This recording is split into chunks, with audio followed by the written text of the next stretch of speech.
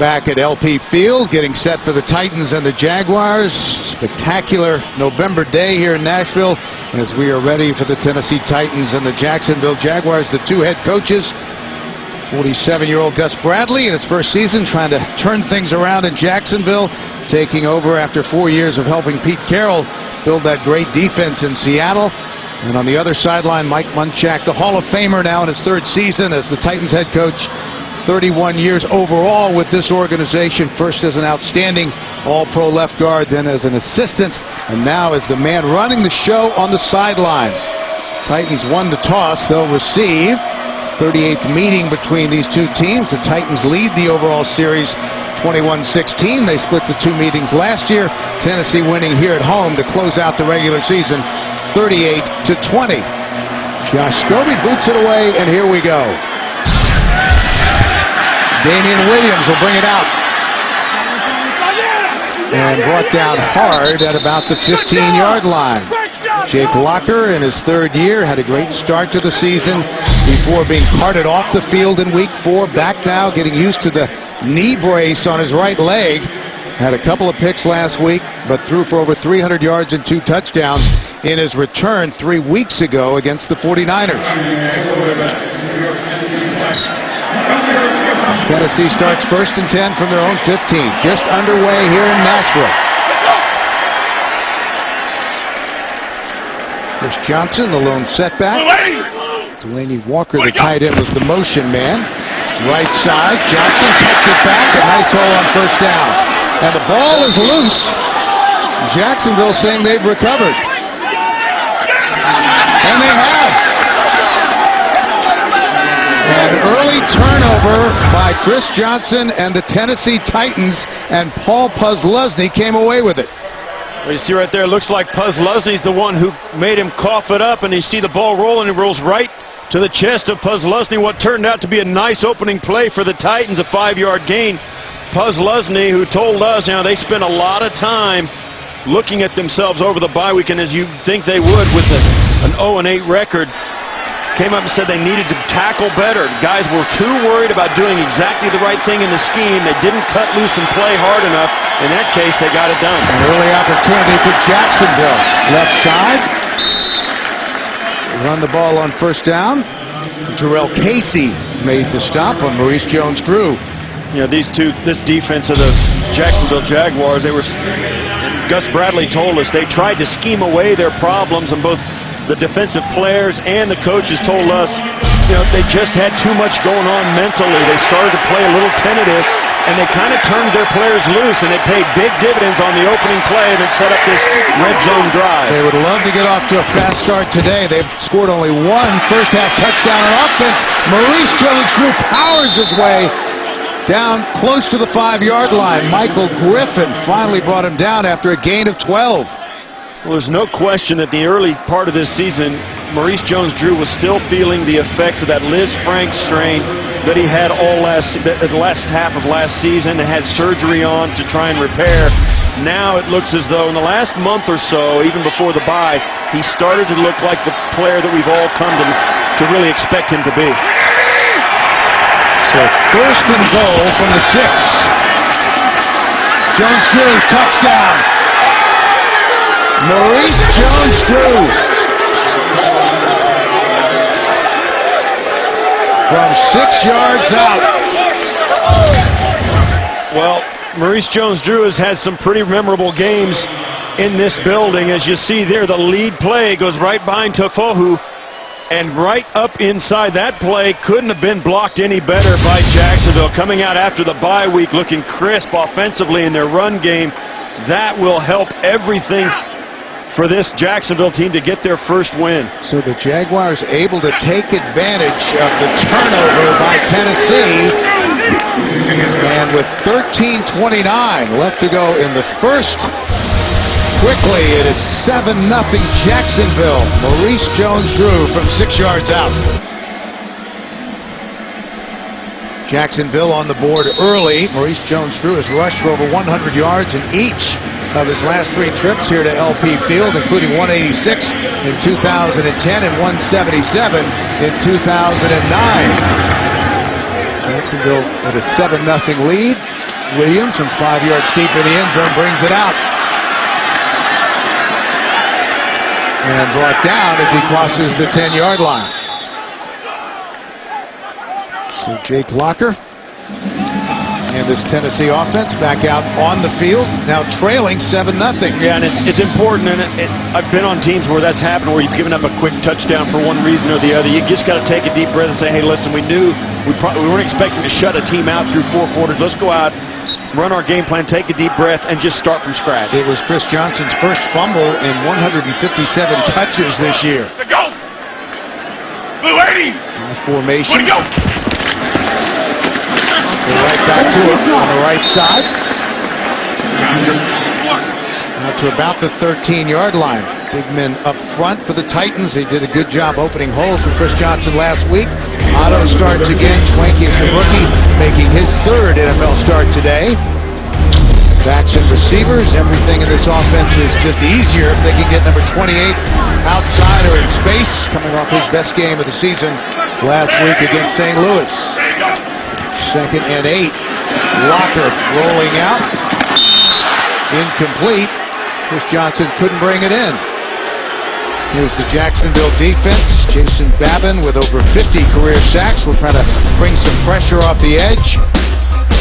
The linebackers, Paul Puzlesny there in the middle, covered the fumble. Jacksonville's leading tackler since he came over from Buffalo 3 years ago. Young in the secondary, 3 of the 4 starters are rookies, including Jonathan Cyprien, who they think can be a big, physical, playmaking, strong safety for a long time to come. 2nd possession after the quick turnover by the Titans. 3rd and 9 up top. And incomplete over the head of the tight end Delaney Walker.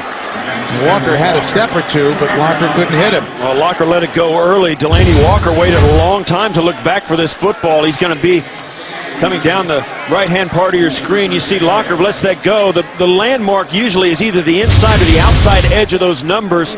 And no question, Walker and Locker did not have a good communication there. The ball had to come out so quickly. And the receiver's got to get his hands around. Walker's got to get his head around. He had a chance to catch that ball. Hearn's punt. It's short. Sanders waves everybody off. And Jacksonville will take over in Tennessee territory after a 35-yard punt. Already an eventful game. Chris Johnson with the fumble. And then the touchdown from Maurice Jones-Drew. The NFL on CBS is sponsored by Southwest Airlines. Find our fares online only at southwest.com. Mercedes-Benz and the all-new CLA. And by Quicken Loans for a mortgage experience that's engineered to amaze.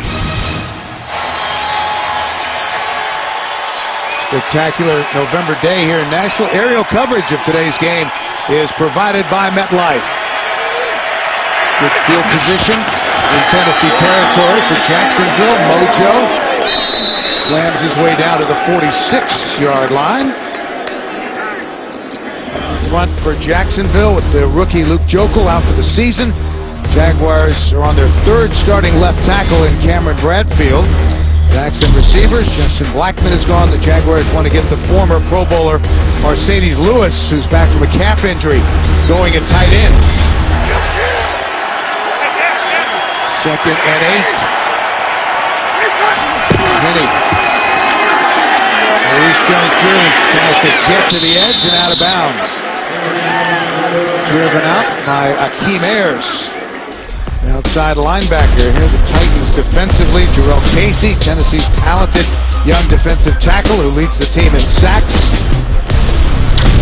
At linebacker, Colin McCarthy starts again in the middle for Moses Boku.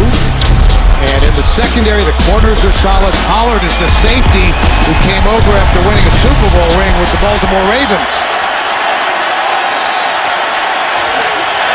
2nd possession for Jacksonville after the turnover. 3rd and 6 and incomplete. Intended for the rookie Ace Sanders. The Titans zoned this off, and as Sanders runs the slant, when you have a slant in zone coverage, the defenders keep their eyes on the quarterback. When he brings the ball back to throw it, they break on. In that case, Sensabaugh comes up, knocks that away before it can even get to Sanders. Great defensive play, good defensive call by the Titans. You can see the punting unit on 4th and 6. Anger. Their catch is made by Damian Williams at about the 11-yard line. So the Tennessee offense back to work when we return. In honor of Veterans Day, for every point scored during the NFL's 32 Salute to Service games, the league will donate $100 to each of its nonprofit partners, the Pat Tillman Foundation, USO, and Wounded Warrior Project. To join the salute and learn more, visit NFL.com/salute. Teams around the league are using Salute to Service games to honor veteran and active duty military personnel both in the stadium and off the field. All games include a number of in-stadium camouflage colored items, and each player's helmet features a decal representing a branch of the military service. After Chris Johnson, tough running off tackle as he gets it out to about the 14-yard line. If you look at Chris Johnson on a week-to-week basis over the course of his career, sometimes he'll sprinkle in one of those games like he did last week, 150 yards, 180 yards, and then he'll go down underneath 100, under 60 even. Titans averaged almost 120 yards a game on the ground when they got off to that fast start, but only 80 yards a game rushing during the 3-game losing streak. So last week's 150-yard performance was very positive, and that was nearly picked off as Geno Hayes really skied to get a hand on the football. 3rd and 7 for Tennessee. Well, that really was an athletic play. He backed off the side of the line of scrimmage. Watch how high he gets up, extending that, trying to get the football to the outside to Nate Washington, and Washington was running wide open. That was going to be a nice play, but a great play by Hayes to knock it away. 3rd and 7. Titans still looking for their initial first down. Locker gets rid of it, and that is caught near the marker by Nate Washington. It's going to be short of the first down, and I think at this point there's no question. I mean, if it was out across the 50, Mike Munchak might go for it as an old offensive lineman. I don't think it's a smart play now. It's a half a yard, and you're in your own end, already down by a touchdown at home.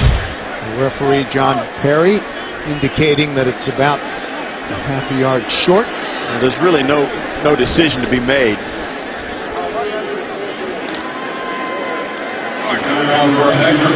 They are going to measure, nevertheless. You think, I know this sounds easy enough to say, but what happens is this 3rd down coming up short right here for the Titans is really a product of a batted pass and a bad run on 1st down. 1st and 2nd down for the Titans really sets up their ability to convert with a young quarterback, and it's the same way for Jacksonville. If you're not going to be at least moderately successful on your first 2 downs, your 3rd down conversion percentage is going to suffer because of it. So a turnover and 2 3-and-outs. Suspicious start for the Tennessee Titans offense. Once again, we'll see Brett Kern. He averaged almost 47.5 yards a punt last year to set a new team record.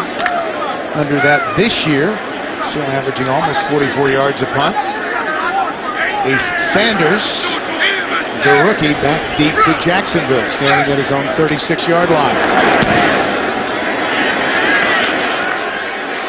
High punt, and the fair catch made at about the 36, a 44-yard punt. All right, time for an NFL update.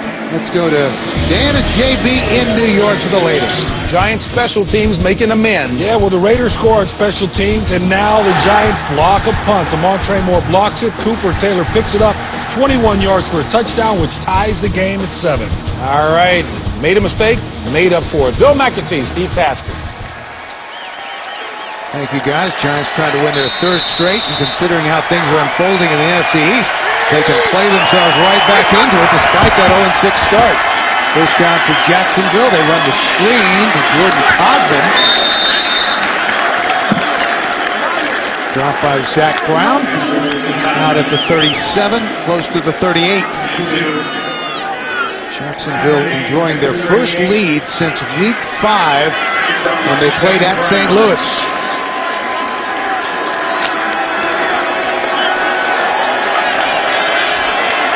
Second and 8 for Jacksonville. High formation.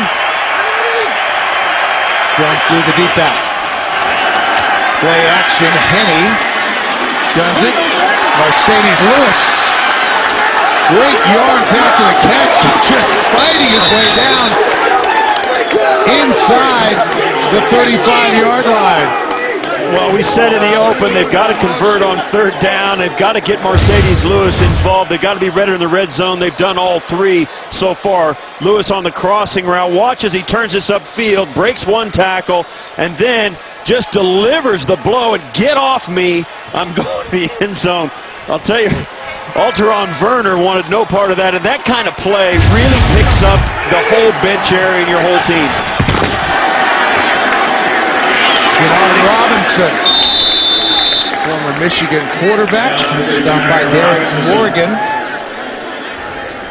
He has moved into the backup spot at running back behind Maurice Jones-Drew. As Jaguars want to figure out what they have with this great athlete. Getting a shot as the number 2 running back. Yeah, it's interesting you say they want to figure out what they've got. That's a lot of what Jacksonville's going to do the next couple of months. They're going to figure out which guys on their roster they can win with. Because obviously after the first half they've had of this season, there's going to be some new players on this roster when 2014 rolls around. Second and 8. Henney, sideline. Boy, what an adjustment by Cecil Shorts to haul it in. And Cecil Shorts is one of those guys that they believe they can win with. He has really emerged in the absence of Justin Blackman. Watch as he reaches behind McCourty and gets his feet down a couple of times and secures the catch as he falls to the ground. We've all seen around the league as we watch these games how important it is to get up with the football, and he did. McCourty had pretty good coverage. Meanwhile, they run a play, but the challenge flag is on the field, so they may wave this play off and respect the challenge coming from Mike Munchak. Mike Munchak didn't like what he saw on the replay, or his coaches upstairs thought maybe that catch by Shorts should not have counted. And we'll see. Now here he goes up over the top. He's got to get 2 feet down with control. Now I think he's got control there. He's got it on his shoulder, but the ball doesn't move. And that foot is out of bounds. That last foot was out of bounds. But I think he also obviously came down. Based on when the flag was thrown compared to when the snap occurred. No challenge, second down. So the challenge not made in time. He didn't throw it in time.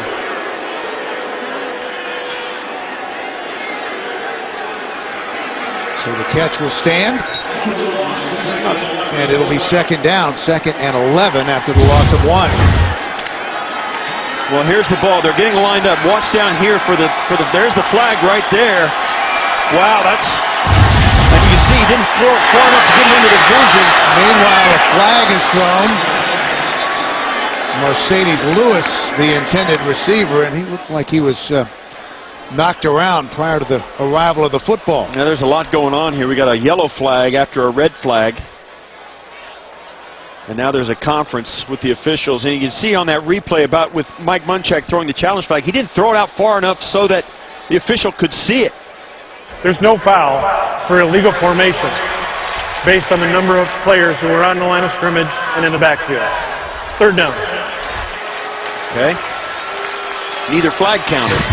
The red one or the yellow. And there's no interference call. Take a look. Lewis. He gets hit.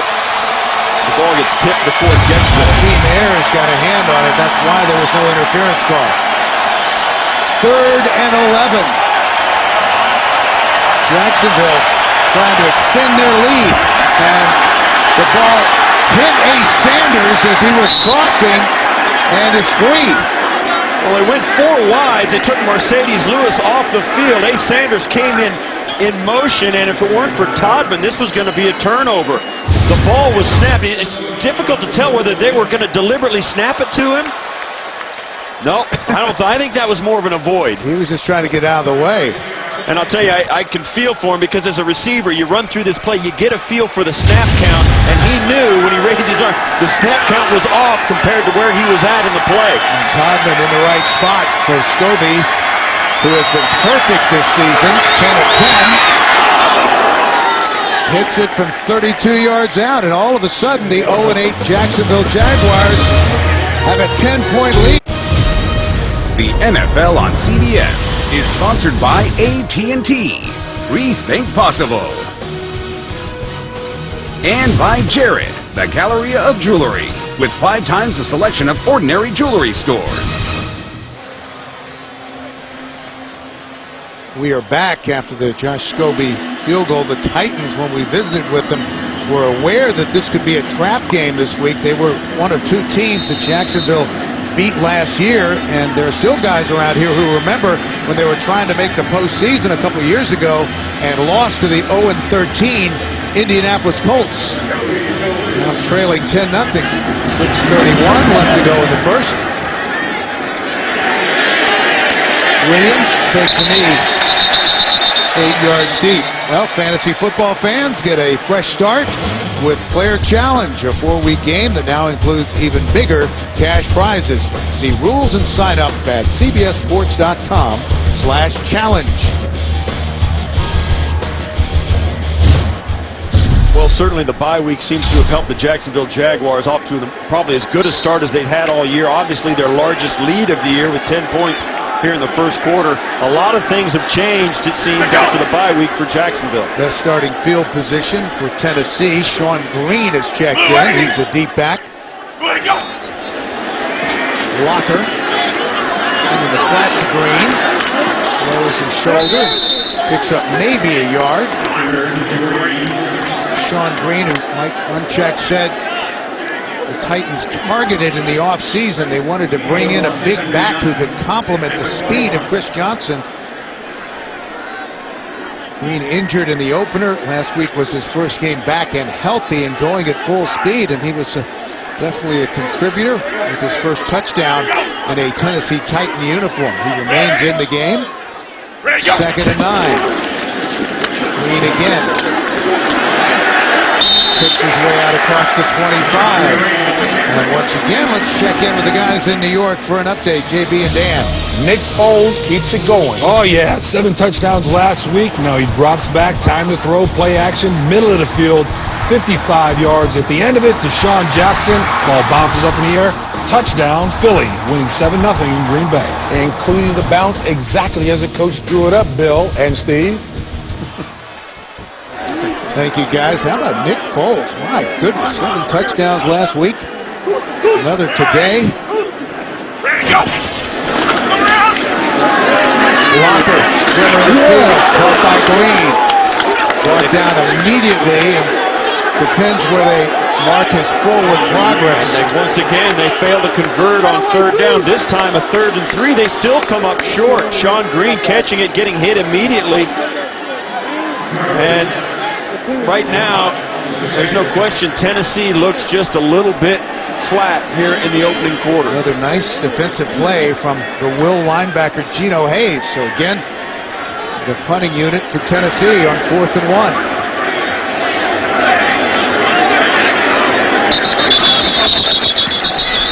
Whistle before the snap.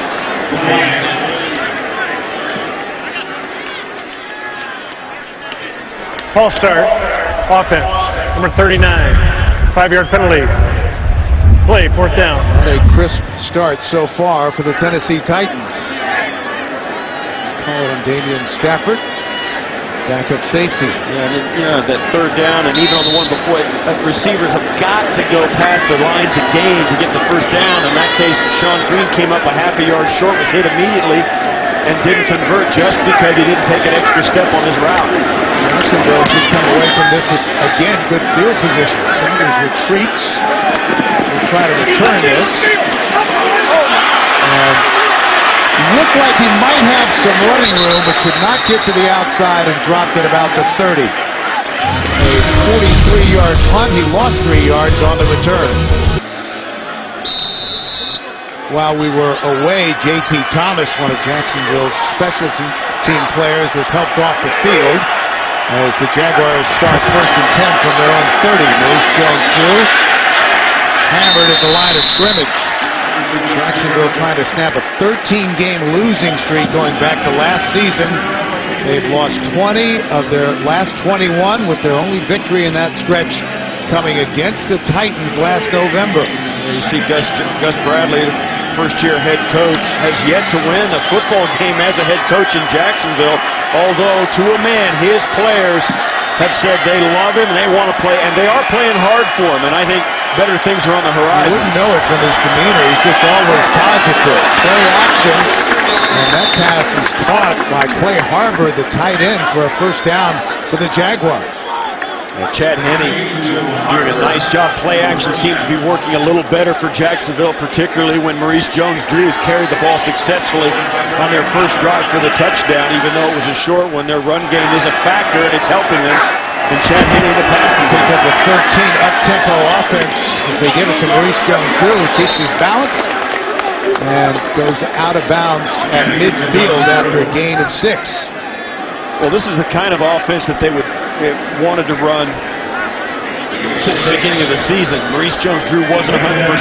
Justin Blackman's absence took one of their main weapons away, but since he's been gone for most of the season now, they've learned to cope without him. Denard Robinson puts his way inside for a couple. And this is exactly the kind of game that Jacksonville needs to play. They come up with a 3rd and 2 or less to try and convert and stay on the field offensively, getting some contributions from Harbor, Denard Walker, other players other than Maurice Jones-Drew.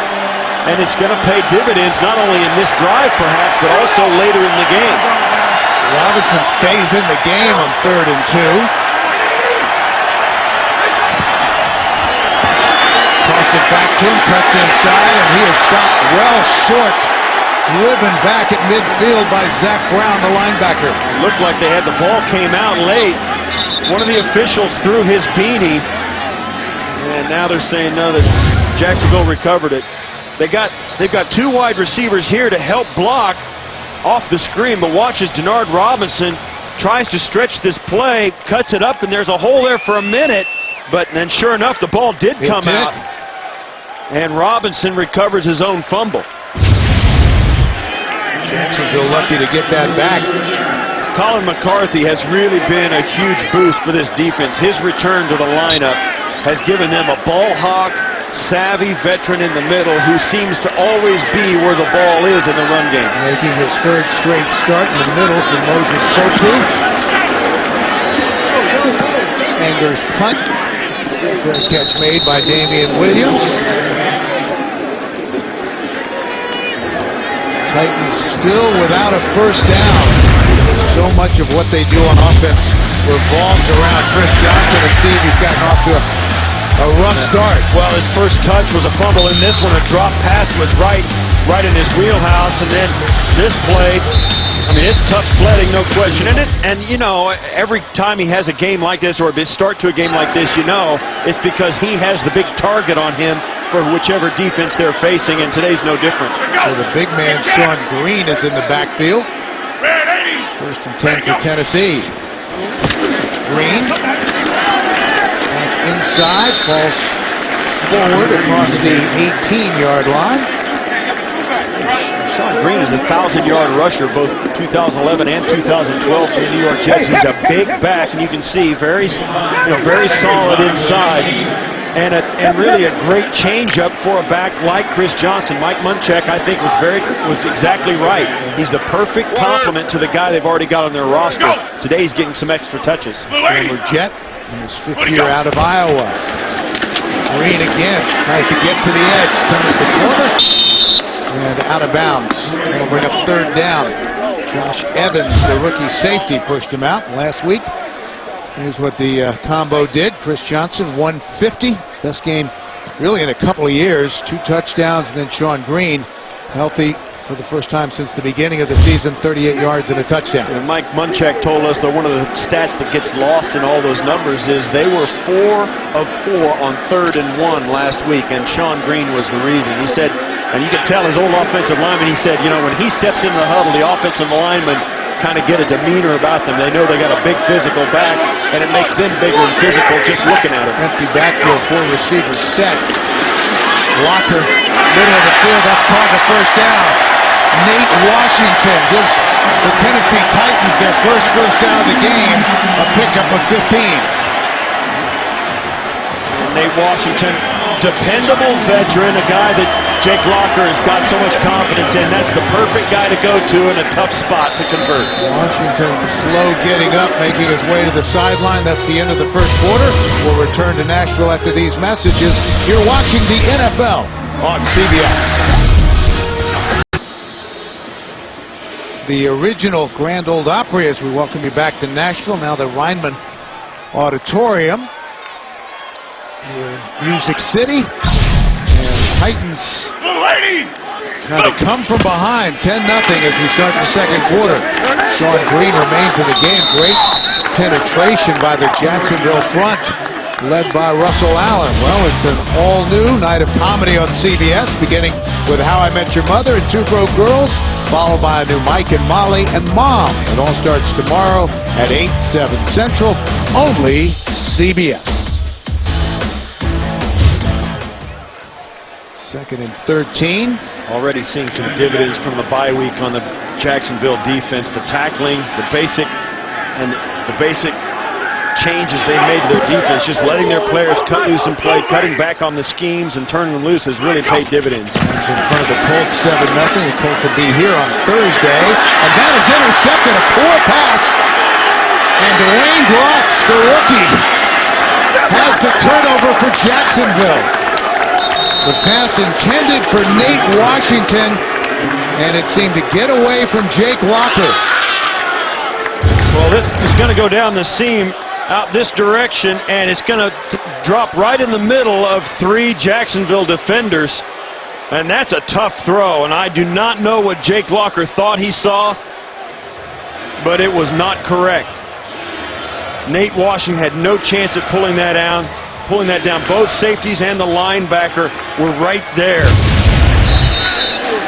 Geno Hayes once again forcing Nate Washington wide, getting him off his rhythm, and the ball fluttered right into the safety. Locker had only 1 interception all year until he threw 2 last week, and now another today. And no running room for Maurice Jones-Drew. Derek Morgan, the first one there. Another look, Steve, at the interception. Well, these are the two defenders that are going to end up with Nate Washington right down the seam. And as it comes out over the top, Grotz falls off of the outside receiver on the outside, which was Sean Green, and just goes right in front. I mean, that was a throw that was a poor choice of throwing, of a throw to make. Henny into the flat for Maurice Jones-Drew. At the sideline, pushed out of bounds at the 39 by Akeem Ayers. UCLA on UCLA. We said it in the open. Jake Locker, he's a good athlete, has a lot of wheels, and he is not happy with that throw he just made. One of the things he could do, if he's not sure of a throw, he sometimes has a tendency to try and force it in there anyway, like he did there. He needs to extend the play and give himself a chance to really sort out what's going. Move outside the pocket and make it into a big play rather than a turnover. It's early, but the Titans need a stop here. They come on the blitz. Maurice Jones-Drew fights his way for the first down. Some tough running for Mojo, the 3-time Pro Bowler. Michael Griffin finally made the stop after a gain of 6. And again, the up-tempo offense from Jacksonville ready to go. Henny. Jones-Drew makes a nice little move to get inside the 30. Turner brought him down. One of the things about this Jacksonville team is this is not, Tennessee Titans are seeing it right now, this is not the not the Jacksonville team that played the first 8 games of the season. This is a much more inspired team, a much more free and loose team. They are really cutting loose, and you can tell the difference in their demeanor on the field. 17th play in Tennessee territory. Hodman wrapped up at about the 23-yard line by Werner. Once again, it brings up a third and very short for Jacksonville. They'll go no huddle, and I think Chad Henne just quarterback sneak it. And a whistle before the snap. There's a penalty flag. 3. Early indication is that it's on the Titans.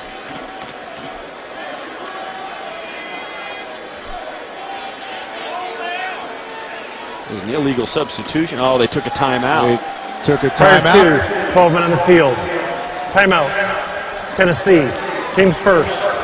So wisely taking the timeout before the flags were thrown. 11:36 left to go in the half. Moments ago, Brian Schwanke, the fine rookie center, making his way to the locker room as Jacksonville faces 3rd and 1, leading 10-0. Jones-Drew nowhere to run. Terrific job by the Titan defense, led by Sammy Hill. Yeah, this is just great penetration. Sammy Hill gets up through the line of scrimmage and drags Brad Meester all to center, all the way across outside the tackle, and gets in on the stop. What a great job down inside by the Tennessee Titans. So we'll see. Josh Scobie once again on to try a 44-yard field goal. Perfect 11 of 11 so far this year, including a 32-yarder earlier. Trying to extend Jacksonville's lead. And does. He remains perfect, and a shocking start here in Nashville as Jacksonville, looking for their first win of the season, leads 13-0. And this crowd, I mean, you and I could whisper up here and still hear ourselves. This crowd is dumbfounded. They are sitting on their hands in disbelief at how good this Jacksonville Jaguar team looks. And I'll tell you, Tennessee doesn't look as sharp as they have, but Jacksonville looks very, very sharp. Jaguars' last victory came against the Tennessee Titans in Week 12 last season. Chad Henne threw a couple of touchdown passes. Jags intercepted Jake Locker 2 times, and they won it 24-19. And since then, they have lost 13 straight coming into today.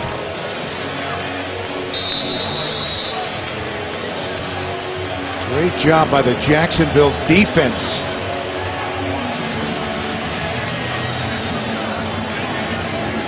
The defense has given up just 43 yards. Williams, 5 yards deep, brings it out. Finds some running room and a nice return as Damian Williams steps out of bounds at the 25-yard line.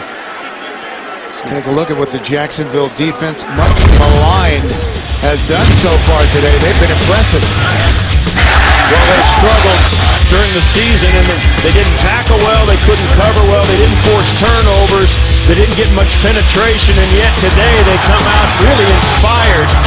And the early turnover, I think, got them off on the right track, and they've continued the momentum throughout this first half. Chris Johnson back in the game. Offset eye. 1st and 10 for Tennessee. Johnson nowhere to go. Tremendous penetration by this front from the Jacksonville Jaguars, led by Geno Hayes, who's had a heck of a game so far. Wow, this turnover differential today, they're +2. That helps them, and you can see that's been an issue for them the entire season. The Titans trying to run their basic trap play right there, counter play, and it just stuffed, completely stuffed. Jaguars came in with the worst run defense in the league, allowing 162 yards a game, 13 rushing touchdowns. They also allowed 100 yards on the ground in 8 consecutive games, the longest streak in the NFL. Locker manages to escape and lowers his shoulder, brought down hard, short of the first down. Winston Guy collided with Locker. And that was a collision. And one of the things about Jake Locker, he is a good runner. He can run, as you can see here. But the thing about it is, as a quarterback, don't put yourself in that spot. Go feet first or get out of bounds. And that's not something Jake Locker's going to want a lot of today or at any point. That's dangerous for a quarterback. So 3rd and 2 after the 10-yard scramble. Locker incomplete. Tried to go underneath to Kendall Wright. He's been quiet. He can't bring it in, and Tennessee will have to punt. Once again, even Kendall Wright was short of the first down, the line to gain anyway. If he pulls that in and goes down and is touched, it's not going to be a first down anyway. Jake Locker really not giving himself a chance on 3rd down. And this is, that's going to be the issue for the day. The Titans have got to stay on the field offensively. They have really struggled to move the football. And I think it's because of turnovers and because they've come up short on 3rd down conversions. Kern boots it away. Good high punt. Sanders will have a chance to return it. Stays on his feet.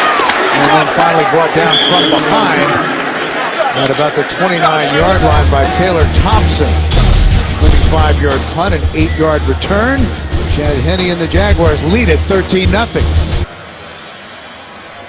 Sellout crowd here in Nashville, officially over 69,000 at LP Field. Maurice Jones-Drew, as we mentioned earlier, has had some big days in this building.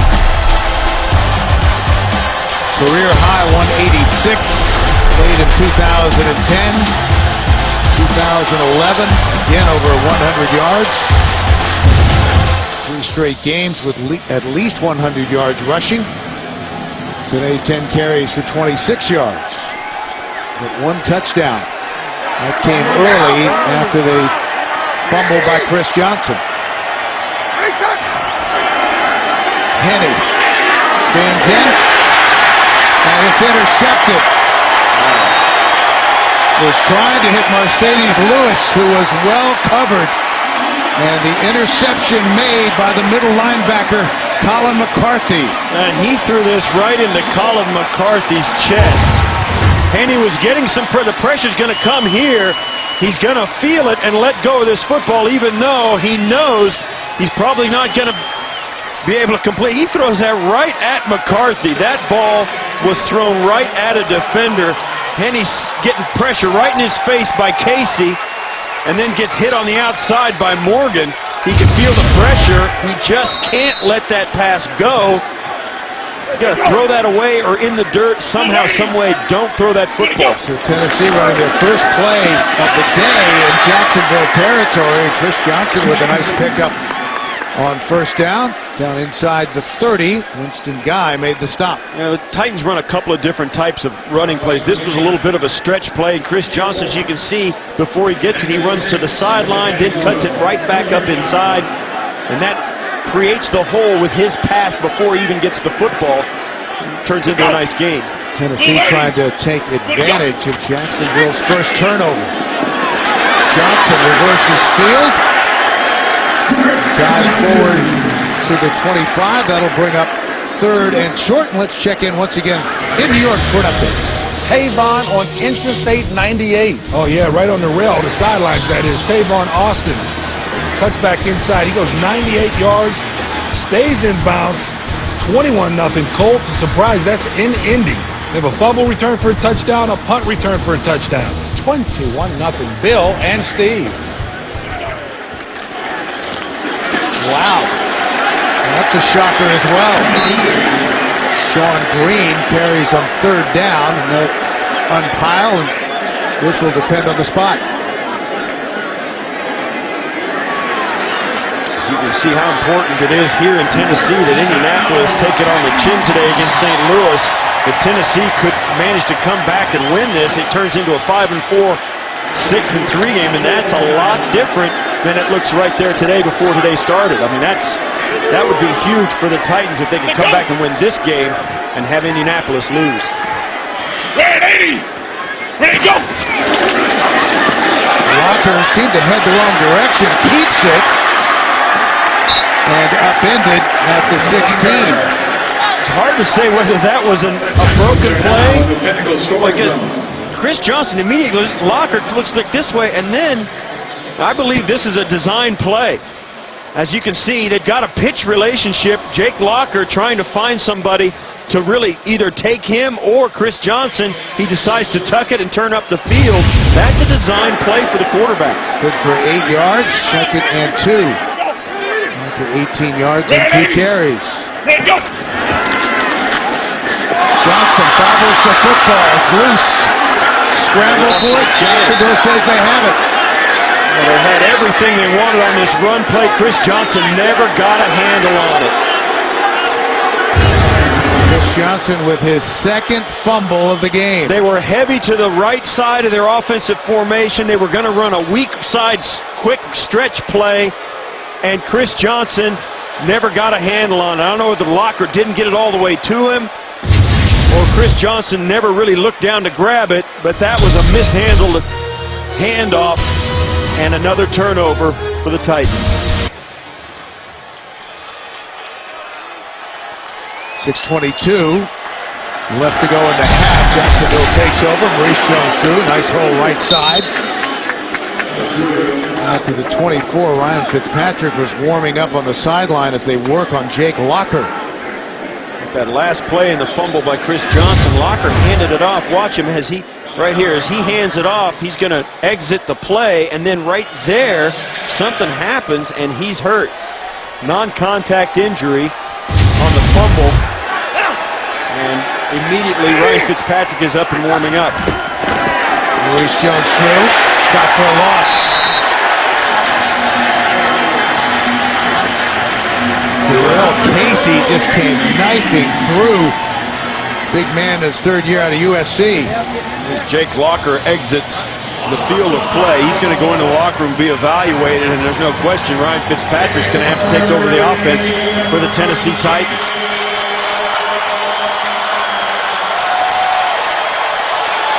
Third and 8 for Jacksonville. They lead it 13-0. Mistake-filled first half for the Tennessee Titans. Henne under pressure and sacked. Down he goes. And it was Jarrell Casey who led the charge. Well, his 7th sack of the season as Locker makes his way into the locker room. Right over the ball, he takes a big loop, then goes outside, clubs the guard Uche Nwaneri, and kind of gets right there as Henne tries to exit the pocket. Casey's waiting on him. It takes a lot of good talent to get 7 sacks at the defensive tackle spot. Langer bobbles the ball in the end zone. It just gets it away, and it takes a Jacksonville bounce, fielded by Williams, who's brought down from behind at the 48-yard line. Demetrius McCray made the stop. It was a 45-yard punt, a 3-yard return, and here comes Ryan Fitzpatrick. Ryan Fitzpatrick, as you look at Jarrell Casey, a couple of big defensive plays in that last series. Fitzpatrick in his 9th NFL season, first with the Titans, and he takes over. They run the screen to Chris Johnson, who has some running room. Chris Johnson.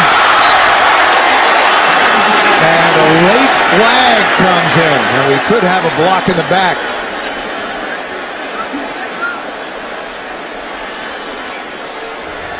It'll be a first down if the play stands. After the catch, during a run, illegal block in the back.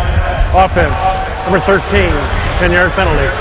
17-yard gain negated. And that's the kind of play that Tennessee needed, though, to get back on this, get Chris Johnson the ball in some space, and of course Kendall Wright trying to come back and help out and spring him with that final block. Can't get it done. Ryan Fitzpatrick, it's a good job to get him acclimated as well for an offensive coordinator. Get him an easy completion, let him get in the feel of the game before you ask more of him. Fitzpatrick signed as a free agent back in March. Empty backfield to the sideline. That was caught by Justin Hunter. And Hunter's close to the marker.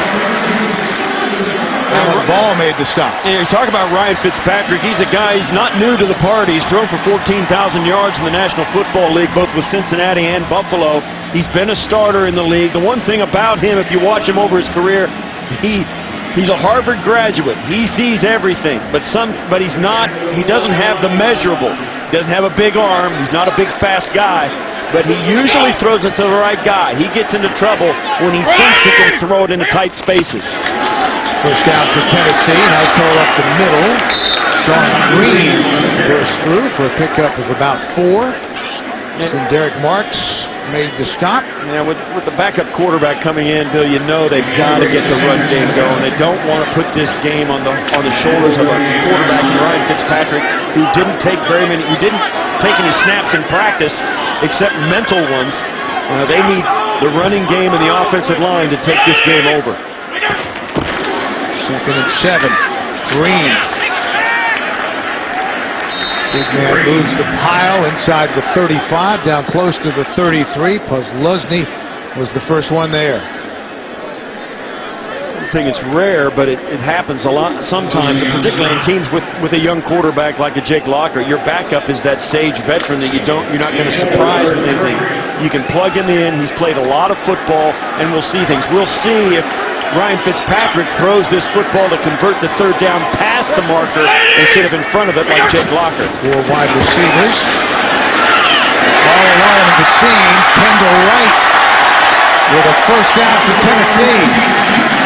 Mike Harris made the stop after a gain of 15. That play will probably take us to the 2-minute warning, and Ryan Fitzpatrick got his team on the move to get back into this game. Titans are threatening. They trail 13-0. Perfect start for Ryan Fitzpatrick, 3 of 3, and the word is that Jake Locker has a right foot injury and his return is questionable. Tennessee's 2nd trip into the red zone. They fumbled the last time. Kendall Wright down to the 10. Cyprian made the stop. Well, now they found something that seems to be working against this Jacksonville defense. They're running inside. That's a great, well-designed screen. As you see Wright run a quick out and then loop back around the left tackle, Michael Roos, and get back into the play. Ryan Fitzpatrick finds him well blocked, well executed. 2nd catch of the game for Kendall Wright, who has taken over as the Titans' leading receiver. 2nd and short. Chris Johnson has to fight his way for a first down. Geno Hayes made the stop. Yeah, it's imperative, I think, for the Titans not only to come away with points, no question, but they've got to be more successful. They've got to convert this 3rd down to give themselves 3 shots at goal to go. They need a touchdown here. Jacksonville's playing too well, and they can no longer think that Jacksonville's going to crumble in the second half of this game. So 3rd down and a short one. Fitzpatrick to the end zone, touchdown, Taylor Thompson.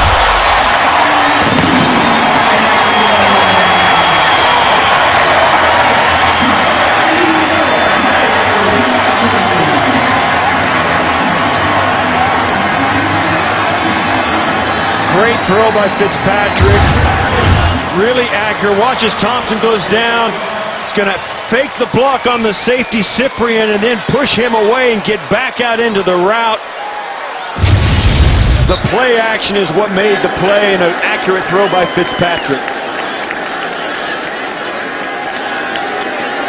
Titans were looking for more production from their tight ends, and Taylor Thompson in his 2nd year out of SMU gets him into the end zone. Ryan Fitzpatrick comes off the bench, a perfect 5 for 5 for 53 yards and a touchdown. And finally, the Tennessee Titans are on the board.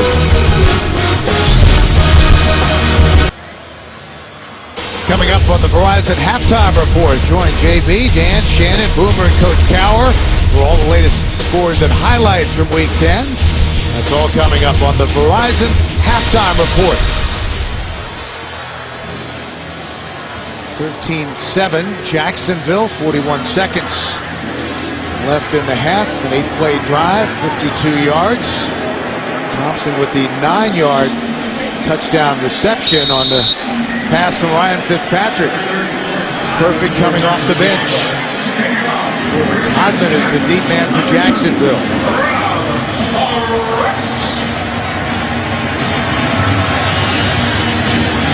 Baronis to kick it away.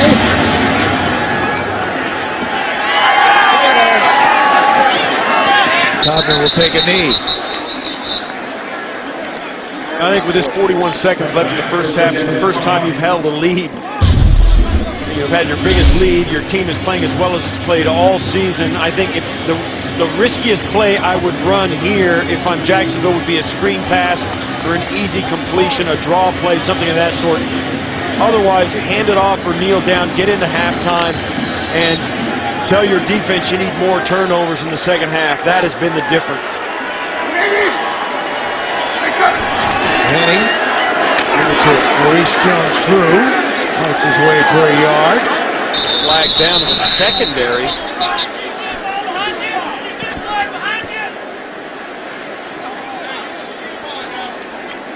Marcus Pollard is John.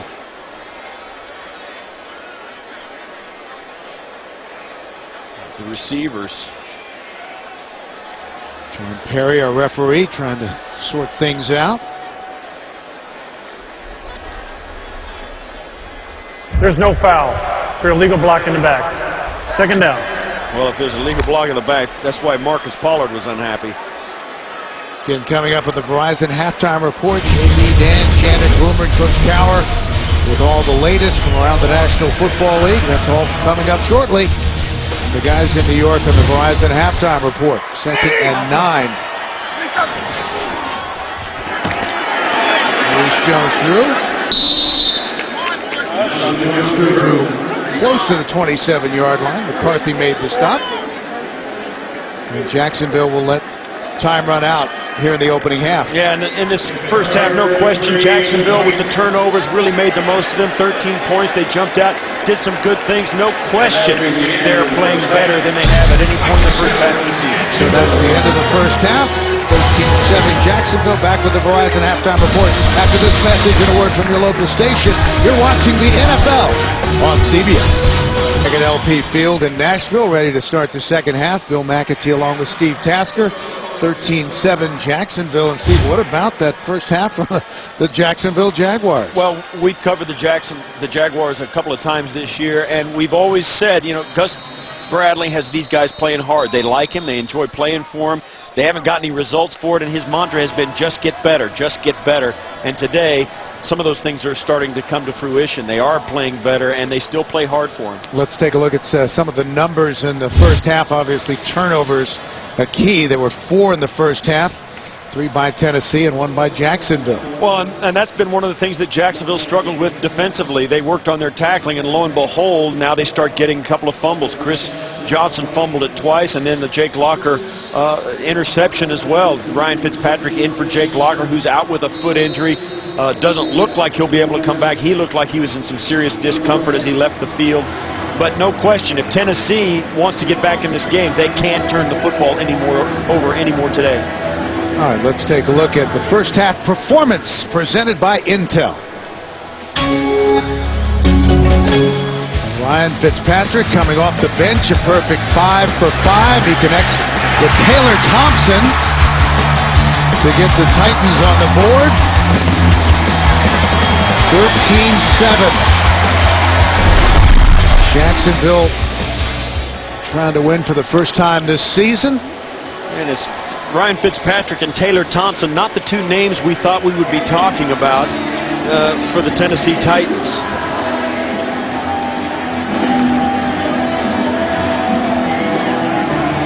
Titans trying to get above 500. Snapped a 3-game losing streak last week, but in against a tough and determined Jacksonville Jaguars squad. Jordan Todman back deep. Jacksonville will have the football to start the third quarter, and here we go. Line drive kick. Todman from about the 1 brings it out. And stacked up as he crosses the 20. Chad Henne taking over for Blaine Gabbert this season. He's thrown for over 1,450 yards coming in. Well, you can see since the first quarter, not too much productivity from Jacksonville. Even Tennessee really tightened it up defensively, led by Jarrell Casey with a sack and a tackle for loss in that second quarter. Jarrell Casey has turned into one of the best defensive tackles in the league in his third season out of USC. From the 21, 1st and 10. Henne in the seam, and that is caught by Cecil Shorts. Quick first down for Jacksonville out to the 41. And that is a nice throw, a skinny post. Cecil Shorts comes out. It's a timing route designed to go against a 3-deep coverage. Perfectly executed by both Shorts and Henne. Cecil Shorts back now as Jacksonville's #1 receiver, with Justin Blackman suspended indefinitely. Jones-Drew, some nice running by the 3-time Pro Bowler. Brought down by Casey. Made a stop down the field, and we have a marker down. This is going to be a legal procedure against Jacksonville. And I'm surprised that this play went ahead. It was a flag that was right at the line of scrimmage. Illegal formation. Offense. The tight end was covered up. 5-yard penalty, and we'll replay. First down. That's Bring that why, back. That's why they let the play proceed. It wasn't motion, it was an illegal formation. This is the tight end right there. That's too many guys on that sideline scrimmage. This guy's covered. He has to be an eligible receiver. And this guy is on the line of scrimmage. He needs to be off the line of scrimmage. So they moved it back to the 36. And some confusion on the Jaguars sideline, so they'll have to take a timeout to talk it over. 13-7 Jacksonville as we start the third. Jacksonville trying to snap a 13-game losing streak going back to last season. Play action from Henne, flush from the pocket. And a marker is down, and a couple more now. The original marker was back at the 30, and then a couple more came in at the point of contact.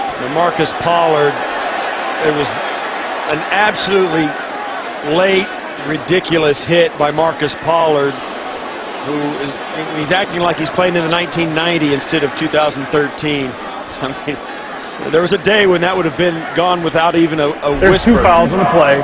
They'll offset. Holding, number 61. Personal foul. Hit on a defenseless player. Defense, number 31. Will replay. First down. And that's a horrible penalty for Marcus Pollard to take. Henne comes in feet first. Watch as he comes in. When he goes in feet first, you can't touch him. And not only did Marcus Pollard touch him, he came in and put a stamp on him. And that is an absolutely irresponsible penalty. Penalties offset, but what will not offset is the letter that Pollard will receive from the commissioner and the fine attached to that. That's caught by Mercedes Lewis. Just past the original line of scrimmage. Out to the 42. Good for 6 yards. And we spoke about Mercedes Lewis in the open. No question, he's a big red zone target and a great third down conversion guy. But he has also really helped Jacksonville's running game. He is a dominating blocker in the run game. That's why he's an all-pro and a Pro Bowl guy. Second catch for Lewis for 33 yards. Back to the ground. Tough yard or so inside for Todman. And Tennessee runs in Cameron Wembley as a pass rusher. And they match up the personnel for Jacksonville, who bring in the spread formation. 3 wides with Mercedes Lewis and also Maurice Jones-Drew against 5 defensive backs and 2 linebackers. 3rd and 8. They have to get just into Tennessee territory. Henne tries to stand in, throw it, ran out of time. put it at the feet of Maurice Jones-Drew, and another flag down, and we could have roughness on the quarterback. Personal foul, roughing the passer, defense, number 31, the initial contact. High is to the quarterback's helmet. And they call 15-yard Pollard penalty. again. First down.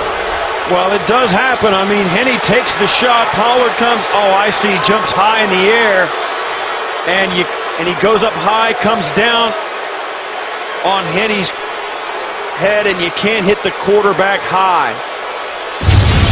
And once you get airborne, it's impossible to stop yourself. And on that, Pollard, once he got airborne and didn't bat that pass, he was in no man's land. And that is a huge penalty. They move it all the way down to the Tennessee 42. First and 10 for Jacksonville. Maurice Jones-Drew tripped up near the line of scrimmage by Casey. Casey is just absolutely all over the field for Tennessee. And we spoke to him on Friday, and he walked in the room, and he fills the doorway up, but only from about the doorknob down. I mean, he's not very tall. He's about 5'10" in every direction. Yeah. I mean, he's a tree stump. Well, still unhappy with the previous call on Pollard. Well, the two penalties by Marcus Pollard have sustained this drive for Jacksonville. And there you see Jarrell Casey at the top of the league for the defensive tackle spot.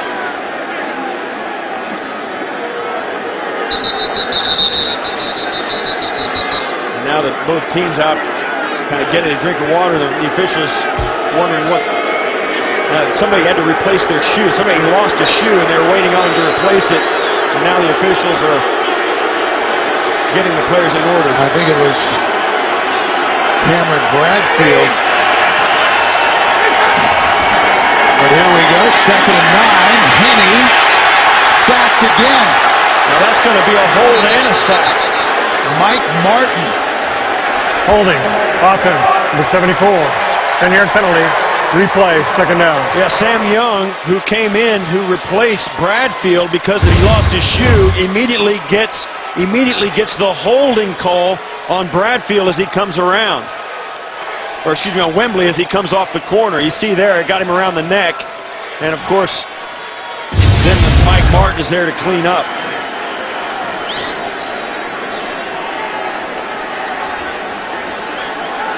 So a plethora of penalties here early in the 3rd.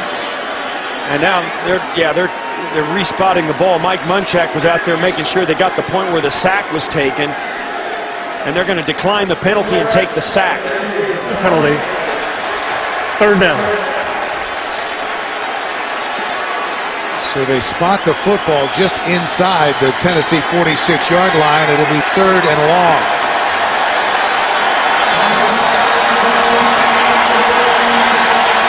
Third and 14 for the Jaguars, who lead 13-7. Field receiver set. Maurice Jones-Drew in the backfield with Henne. Jones-Drew with some running room. Has the first down. And brought down inside the 30 by Pollard. A pickup of 17 yards, a first down for Jacksonville. Well, they brought pressure, a 5-man rush, left him man-to-man. Maurice Jones-Drew is going to come out, come right back underneath. Henne's going to drop back and find him right over the football. And that is just well executed. Once he gets it in space, right there, they had one chance to get him before the first down and couldn't do it. Jacksonville with a fresh set of downs, able to convert on 3rd and long. Henne again from the gun. Going through his progression, that is caught by Mike Brown. And Brown fights his way down to the 5-yard line. We had a huge game for Jacksonville in Week 7 with 120 yards on 5 catches against San Diego.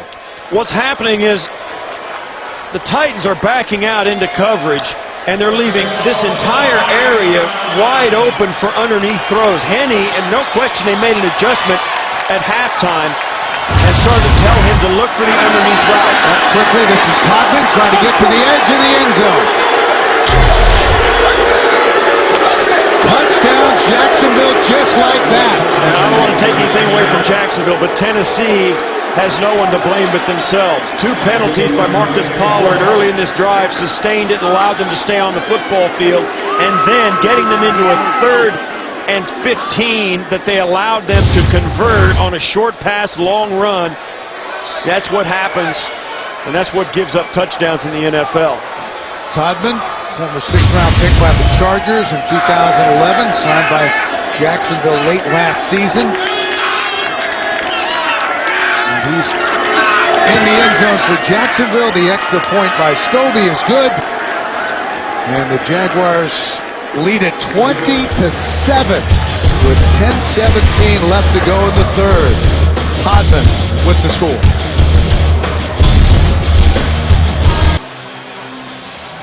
The Cumberland River flowing near the stadium as Jacksonville leads it on this beautiful November day, 20-7.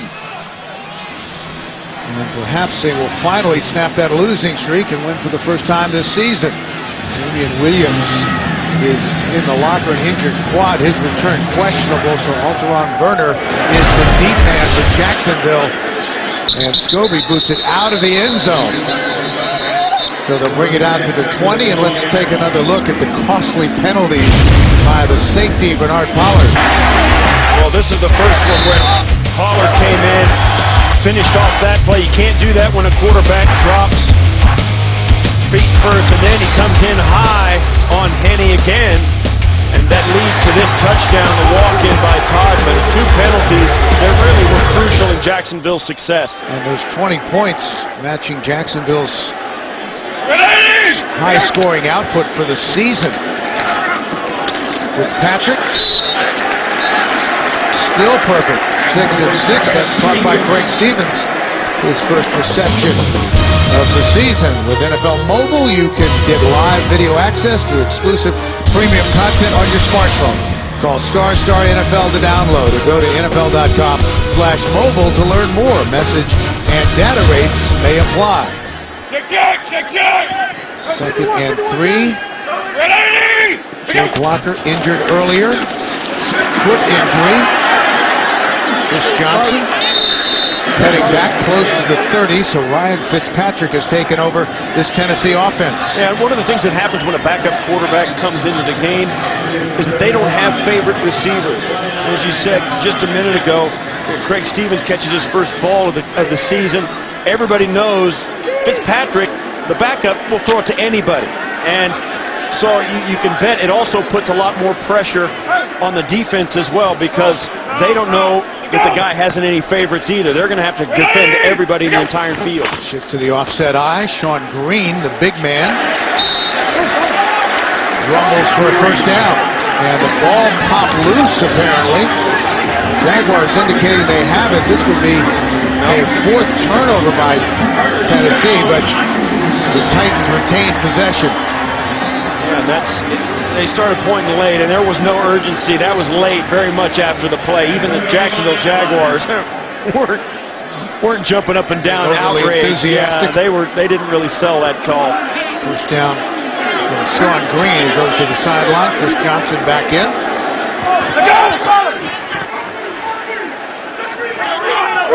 20-7 Jacksonville. Fitzpatrick going deep. Justin Hunter, the rookie. And there's a marker down as well. Well, he was interfered with, absolutely no question about it.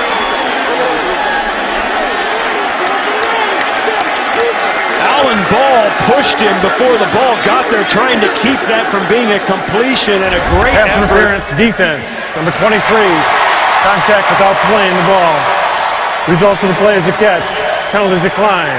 First down. And what a grab it was by Justin Hunter. The Titans moved up in the 2nd round to get him, hoping he can become their big play threat on the outside. Well, he's very tall. He's a big target, and you see him. That is absolutely outstanding ball skills by Hunter, going up to get that at its highest point. Has a huge catching radius and a 39.5-inch vertical leap.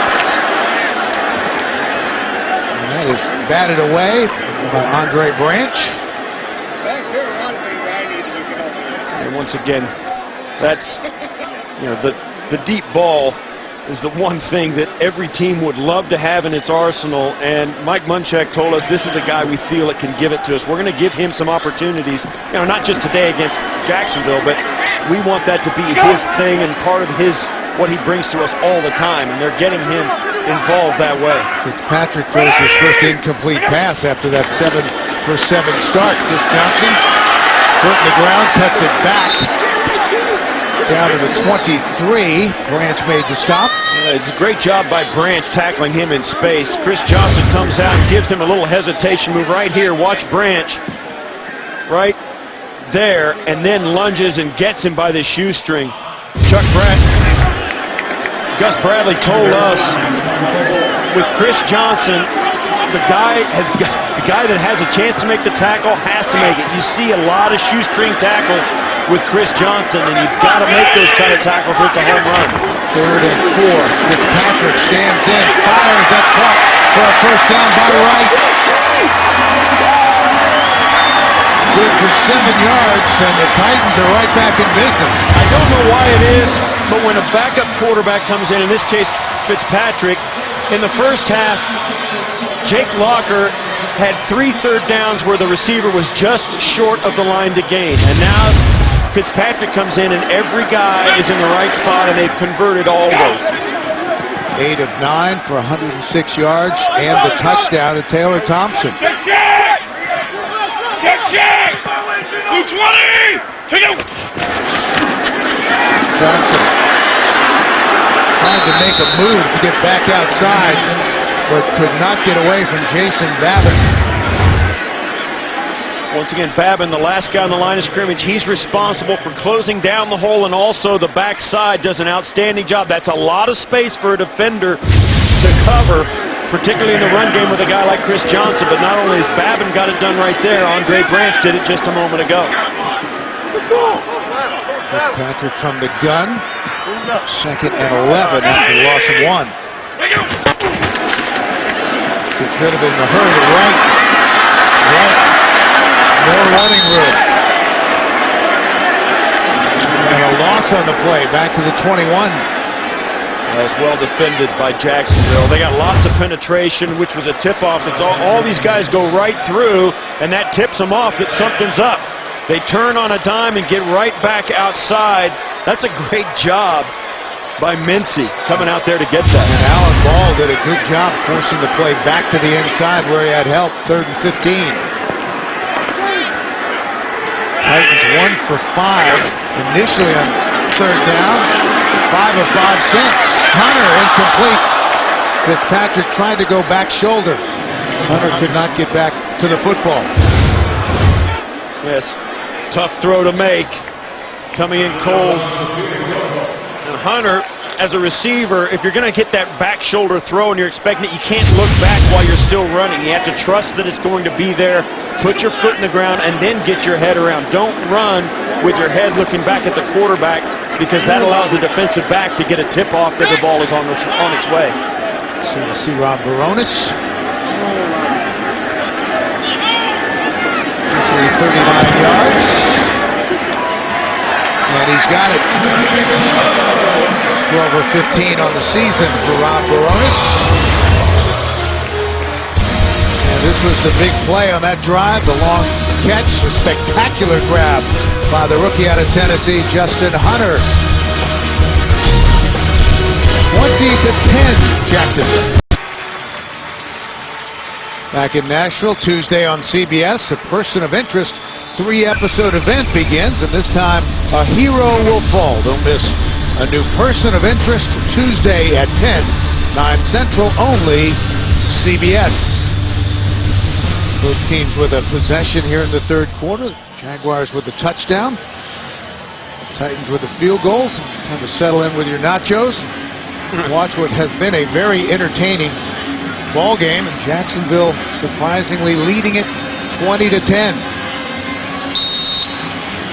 5:15 left to go in the 3rd. Todman back deep, 5 yards deep in the end zone for Jacksonville. Jaguars after the 39-yard field goal. Line drive kick from the 2. With some room and a nice return. Out near the 34-yard line. Pretty good tackle by a kicker. Here comes Chad Henne. And the Jaguar offense, they lead it 20-10. Thursday on CBS, Will Arnett, Margot Martindale, and Bo Bridges star in the #1 new comedy, The Millers, Thursday after The Big Bang Theory, only CBS. Let's take a look at Rob Baronis here, getting physical on the sideline. Look at this. Well, Todman goes down and gets the worst of it. It's a great tackle by Baronis, but you don't need to get up and stare him down. You are a kicker. Let's not, You like getting in let's not the mix. lose our sense of reality. You're on the visitor's bench. Do not get up and stare down. 2010 Jacksonville. Henne will go from the gun on first down. Play action with some time, center of the field. And that is caught again by Mike Brown, the former college quarterback at Liberty. Good for 17 yards, and that is right at his average coming in. And there is a Tennessee Titan shaken up. Michael Griffin, the safety, came Michael up. Griffin, the two-time Pro Bowl safety, who missed the first game of his career last week with a quad injury, and it was a collision. He got actually looks like the forearm from Pollard, who was coming in to clean it up. Pollard, I got to apologize. I've been calling Bernard Pollard Marcus about 3 or 4 times today. If he has any more plays like that, he may want to change his name. But Michael Griffin is not a guy that the Titans can afford to lose. Pollard, one of the more physical safeties in the NFL, and playing like it today, although as we see with other safeties who are aggressive, sometimes it goes too far the other direction. Ryan Fitzpatrick, who went to Harvard, looking very calm on the sideline as he talked to Nate Washington. Flea flicker, Henne batted away at the line of scrimmage and incomplete. And Akeem Ayers had a shot at it just out of his reach. Tennessee is playing ultra aggressive up front. They're really bringing some hard rushes at him. And this flea flicker is really an answer to that. You don't pull a flea flicker unless you've got a defense that's playing way too aggressive, because you feel like if you hand it off, the whole defense will react and you'll get a guy running free. Not so on that play. It was Katora Tua who got a hand on it. Jones Drew over left tackle for 3. And once again, let's check in with JB and Dan in New York for an update. This is not a repeat about Foles, my goodness. Nick Foles, he throws his second touchdown of the day. That's 15 on the year with no interceptions. This one to Riley Cooper, 45 yards, Philly up 17-3. And how many interceptions has Foles thrown this No, season? zip, zero, bagel.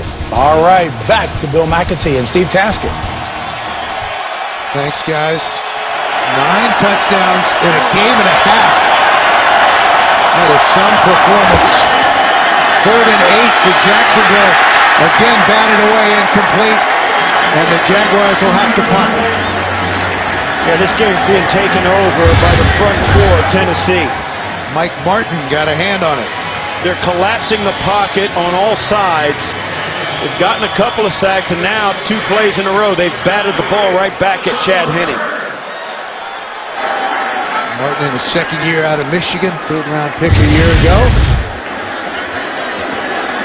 So again, we'll see Brian Anger, 4th and 8. Antoine Brenner back deep. Taking over for Damian Williams, who's in the locker room. And lets it bounce into the end zone. They'll bring it out for a touchdown to the 20. A 47-yard punt. 3:46 left to go in the 3rd.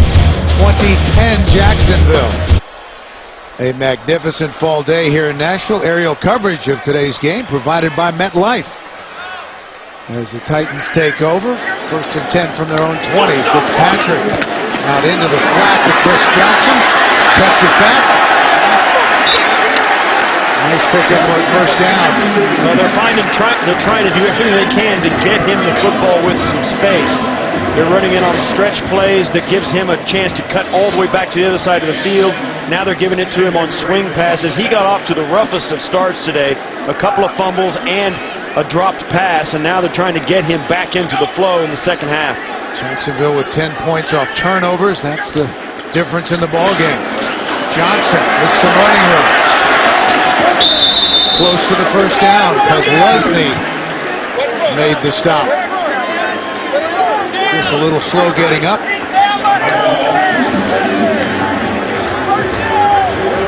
Yeah, that was a hard tackle. You see him trying to gather himself, but they also get right there. They get the wide receiver coming in off the edge. That's Kendall Wright trying to add some leverage to set the edge of that defense to get him pushed back, and it gives Chris Johnson a chance to convert the first down. They just did get there. So 1st and 10. Titans down by 10. Check. Ready! Here we go! Fitzpatrick. And a marker is down. Got a hold. Yeah, Ryan Fitzpatrick saw something immediately when that play action didn't work. Holding. Offense. Number 88. 10-yard penalty. First down. That on the tight end, Craig Stevens. Brendan Dederick wrapped him up. Yeah, that play action pass, Fitzpatrick ran the fake, went back to throw it, and everything was covered, and what he was looking for did not happen. Chris Johnson on that last play, passing Earl Campbell into second place, most yards from scrimmage in Titan history behind Eddie George. So 1st and 20 after the penalty. Fitzpatrick to Sean Green. He's got some speed. Big man brought down hard. Josh Evans made the stop. Took over starting job at free safety when Dwight Lowry went out with a concussion.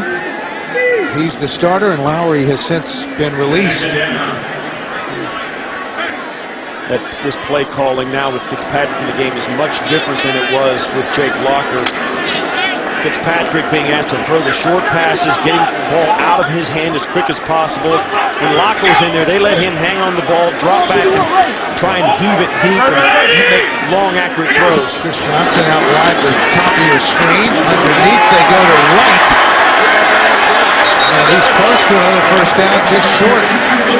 Yeah, this is a lot of West Coast stuff they're running now. Very timing, very underneath stuff. They're threatening the defense with deep routes with Hunter and even Chris Johnson on that last play, who was lined up at the top of your screen all the way wide. They're sending people deep and then being content to find the gaps in the defense underneath. And Fitzpatrick, the perfect guy for it because he reads defenses extremely well. 5 catches for Wright for 38 yards. 3rd and 1. Green is the deep back. And that was some good penetration by the Jacksonville front. Gino Hayes tripped him up, and he did not get the first down. The official on the near side is marking near the 40. On the far side, it's almost the 38.5. They're very different. You see as Green tries to wriggle forward almost to the 40-yard line. That's the spot they are, just shy of the yard marker. And this, with 24 seconds left in the third quarter, Mike Munchak's probably not going to try this on 4th down. The marker is just past the 40, so it looks to be about a half-yard shy. They will measure. Well, the offensive line is still standing out there. They don't want to leave. You'll never find an offensive line in the league more well-coached than the Tennessee Titans. They've got a Hall of Fame head coach as an offensive lineman, and their offensive line coach is a Hall of Famer, Bruce Matthews. That's a pretty good team to learn from. 4th and inches. Yeah, he motioned his guys off. He's going to punt the football. They don't like it, but that's a head coach. That's Bruce Matthews and Mike Munchak. That's a hard decision for a Hall of Fame guard to make.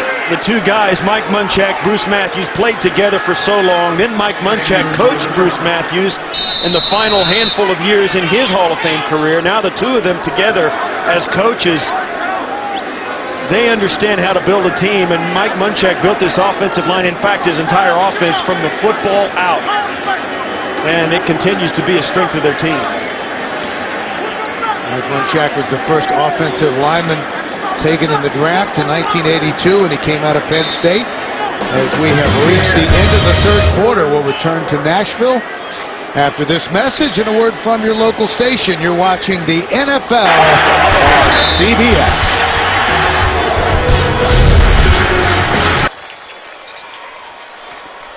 Gus Bradley 1 quarter away from his first win as the head coach in the National Football League as the Jaguars lead the Tennessee Titans 20-10.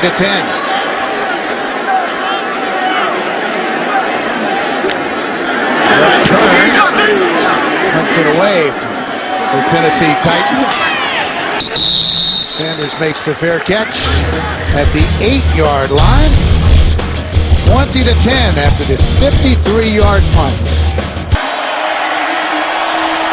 Jacksonville Jaguars trying to snap a 13-game losing streak, and they have led wire to wire through 3 quarters.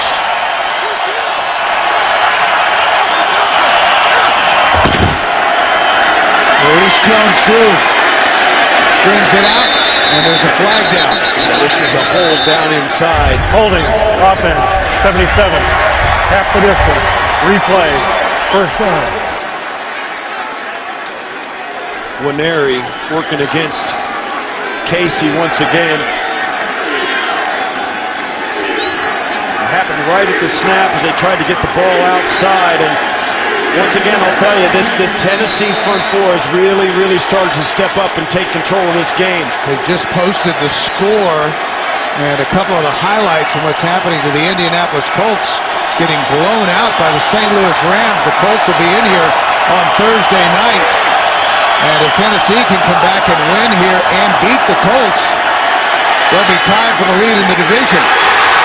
Intercepted, Burner.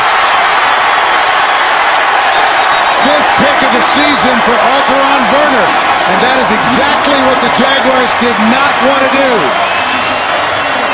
We were talking during the break about what the philosophy would be, and it was going to be a lot of Maurice Jones-Drew. Then they get the penalty and backed him up. They had to take a chance on getting the first down, trying to convert, give themselves a chance to stay on the field, and Henne throws it right to Alteron Werner.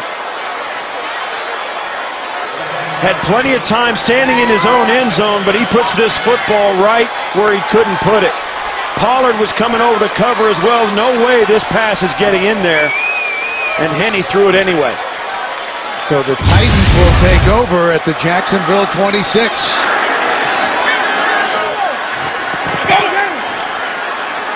Ryan Fitzpatrick in at quarterback for Jake Locker. They keep it on the ground. Right tackle for Chris Johnson. Jeremy Mincy made the stop. Look at the standings. Titans trying to get over 500 to 5-4, and the Colts in danger of falling to 6-3.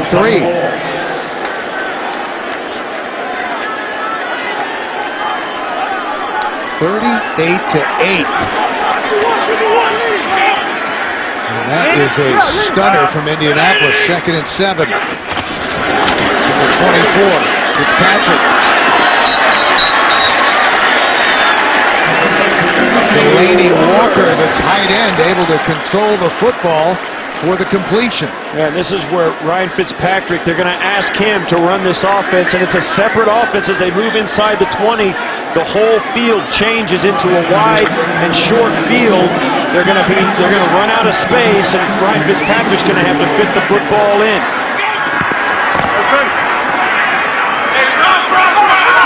Just inside the 20, 3rd and 3. Titans trail by 10. Here they come in the blitz. Fitzpatrick gets rid of it, and that was almost picked off by Alan Ball. And Tennessee fortunate to avoid a turnover there on the pass intended for Justin Hunter. Well, just as I said, he's going to have to fit it in. He tried to fit it into too tight a spot. Hunter battling Alan Ball, just couldn't get enough separation. Wanted the ball back outside. Fitzpatrick couldn't throw it back outside because the underneath coverage had fallen back into his throwing lane. He had to pull Hunter back inside, and it almost got picked off as a result. And so we'll see once again Rob Baronis trying to try a 37-yard field goal. And that, by razor's edge, was just inside that left upright. Awfully close, but good from Baronis. And the Jacksonville lead is now 7.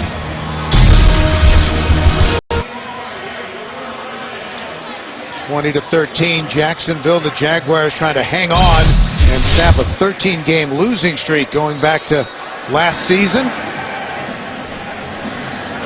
12:50 left to go. And after throwing the interception that led to the field goal, getting ready to take the field once again. Baronis. Todman brings it out.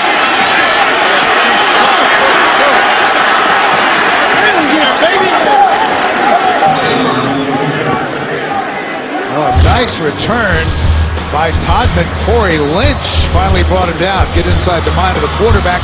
Join Phil Simms, Rich Gannon, Steve Berline, and Adam Shine on NFL Monday QB tomorrow at 6:30 Eastern on CBS Sports Network, the 24-hour home of CBS Sports. Tennessee trying to make it to the postseason for the first time since 2008. As you look at the quarterback comparison, Ryan Fitzpatrick in for Jake Locker, who is injured. Denard Robinson in the backfield now for Jacksonville. Briefly a hole on the left side that closed quickly. A pickup of 2 or 3. Sammy Hill made the stop. Tennessee came in a half game behind the Jets for a wild card spot in the AFC. 2 games behind the Colts in the AFC South. The Colts getting blown out today by the Rams. So this is a really big stretch for Tennessee. After Jacksonville today, they play the Colts in 2 of their next 3 games, including a short week back here against Indianapolis on Thursday. 2nd and 8. Jones-Drew gets it out across the 45 and pushed back.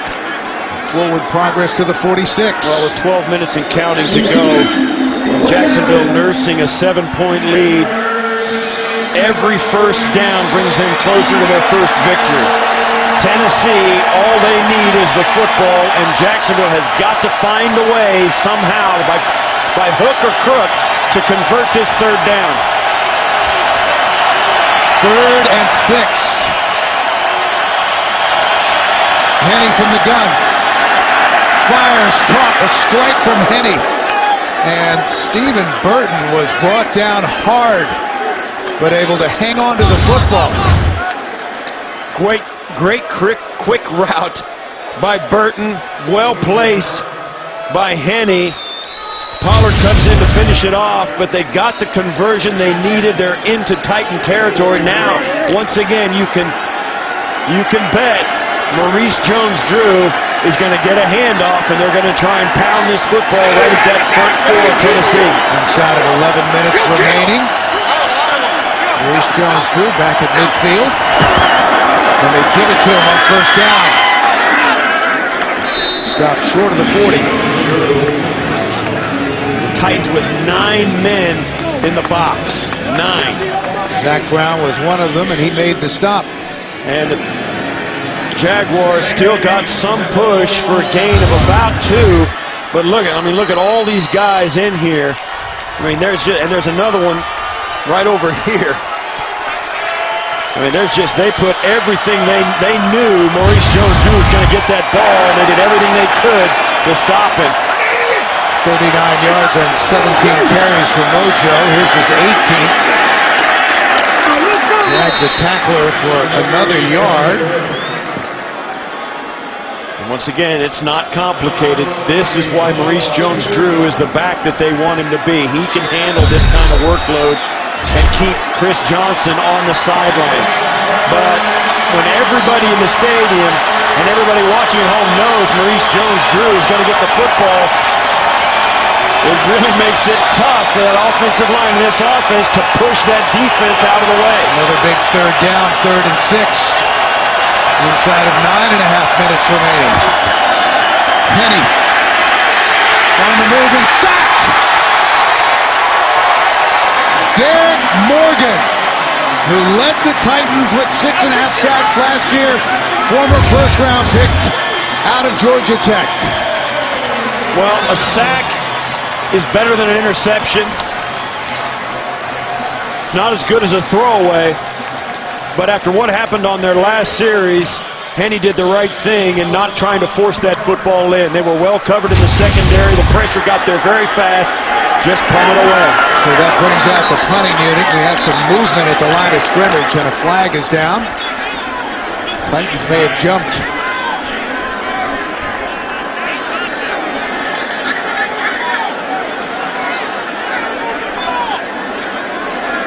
Might have caught Jarrell Casey leaving Neutral early. infraction. Defense. Number 99. 5-yard penalty. And indeed, it was Casey. That just actually might make it more difficult to land this punt inside the 20 without going into the end zone. Here's the big man.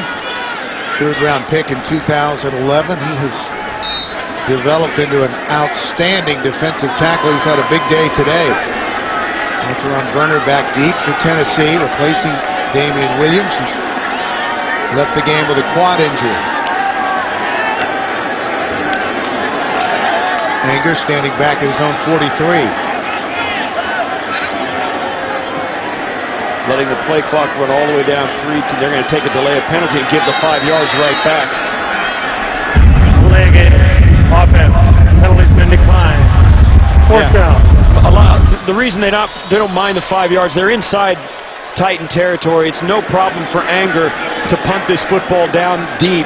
They want to give him every opportunity now. And you see here, Tennessee declined the penalty. So they know it makes it more difficult. So it's a little gamesmanship on both sides of the field.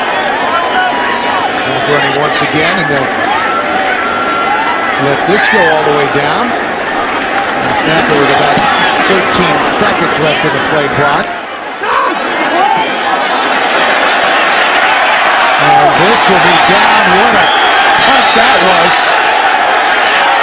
Down near the 1-yard line. Yeah.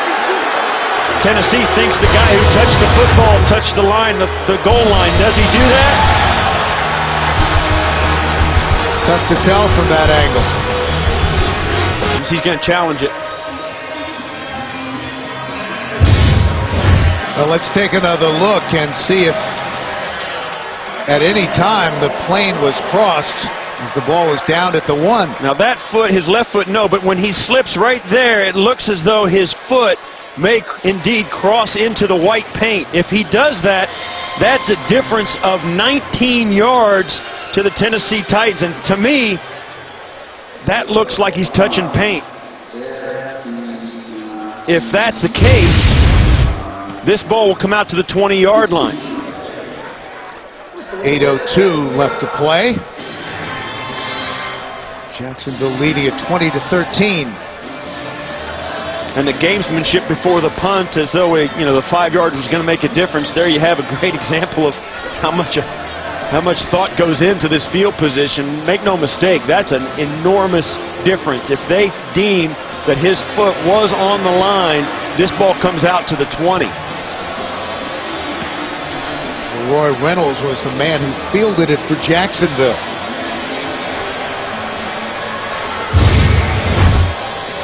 And then the issue becomes also trailing by a touchdown with half of the 4th quarter already gone. You need your timeouts for this game, so you don't want to waste one on this unless you know you're going to get it. In this case, Mike Munchak decided to go ahead and give it an opportunity. That's a big challenge.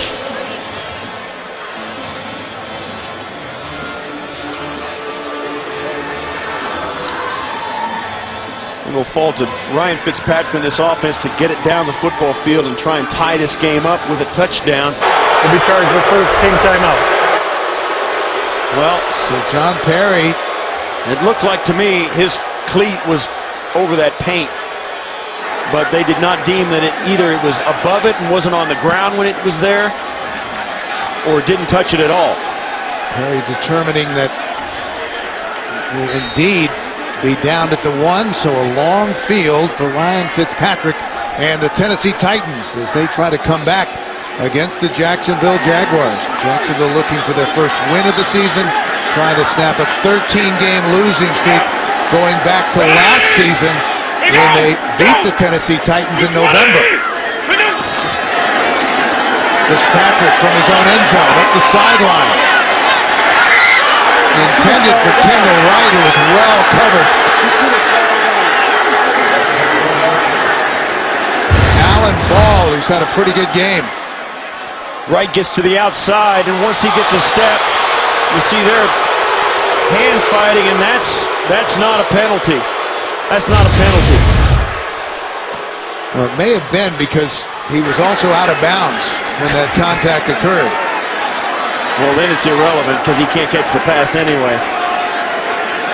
So 2nd and 10 for Tennessee. Under 8 minutes remaining. Sean Green in the backfield with Ryan Fitzpatrick. Fitzpatrick to Green. He just did get out of the end zone. Brought down hard by Gino Hayes. And Hayes continuing to play well. Yeah, this is the one thing. I mean, this is a risky proposition for an offense thrown out of your own end zone, no question. But number 70, the hold took place in the end zone. That's a result of safety. the play. Touch safety. Oh, they call. I did not see a flag It's come out. Womack, the rookie, with the hold in the end zone, so a safety. I didn't see the flag come out at all in the end zone. Right there. And that is disastrous. He's working against Derek Marks, and there it is. He pulls him down right in front of the quarterback, and the flag comes out, and that is a safety. Disastrous for the Titans trying to come back. 22-13, Jacksonville. We're back, and Brett Stratton running it away. After the safety, Ace Sanders retreats all the way back to the 9. Trying to find some running room and tripped up short of the 30. Denied. And instead of the 20, they go from the 1, and that leads to the safety. 7.5 minutes just over, left to play. 22-13. They lead by 9. Jones Drew. Down after a short gain. You got to know how deflating that is for the Tennessee Titans, a game they fought to get back into. Jacksonville jumping out to the early lead, hanging on, then coming out and answering with a touchdown right after halftime to put them back down by 10. The Titans get back into it with a turnover and a field goal. And then, I'll tell you, one recurring theme for the Titans has been penalties. The hold for the safety, the couple by Bernard Pollard in the first half that set him up for a touchdown, they've been huge. Tennessee penalized 6 times for 45 yards. Penny gets rid of it. Incomplete. Tafoa, the fullback, was the intended receiver. 3rd and 10. Stops the clock.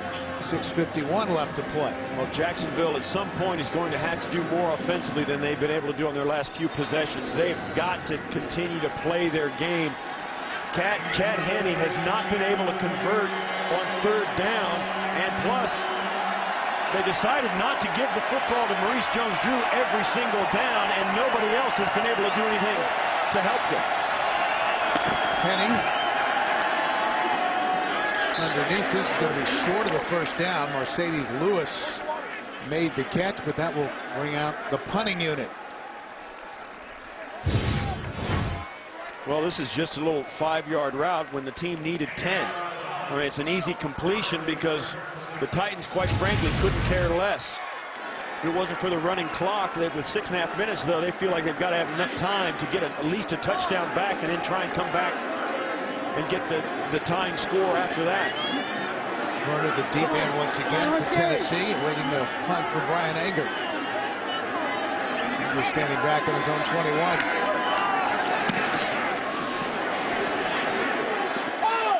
Turner will have some room.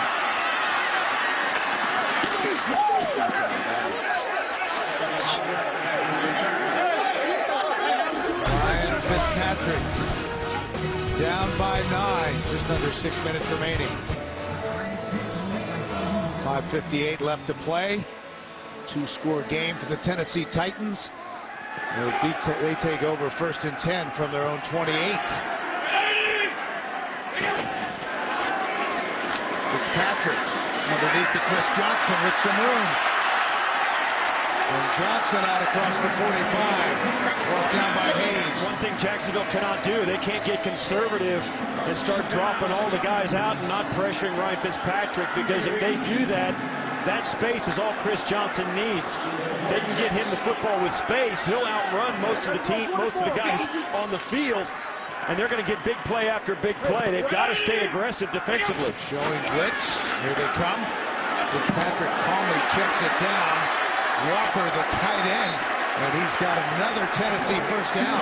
Yeah, at this point, after those two good-sized plays and chunks of yardage, they can still run the football with Chris Johnson if they so desire. With 5 minutes and counting, plenty of time for them to get this down close and get a touchdown and still have time to get the football back from Jacksonville. A couple of big plays. That was good for 12 yards. Again underneath, and Chris Johnson hammered right after he caught the football at the 40 by Buzz Lusney. Well, that was a replay of the play they just started the drive with, and Buzz Lusney just saw it. He's not going to get fooled twice.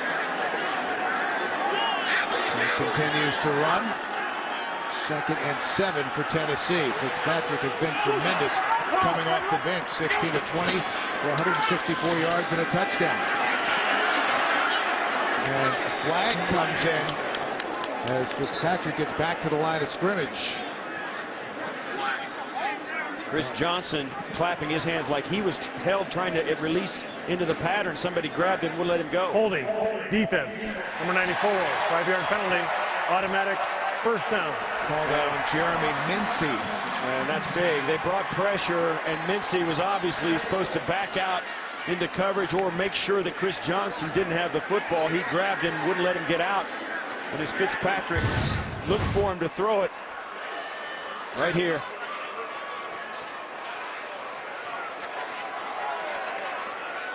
Yeah, that wasn't.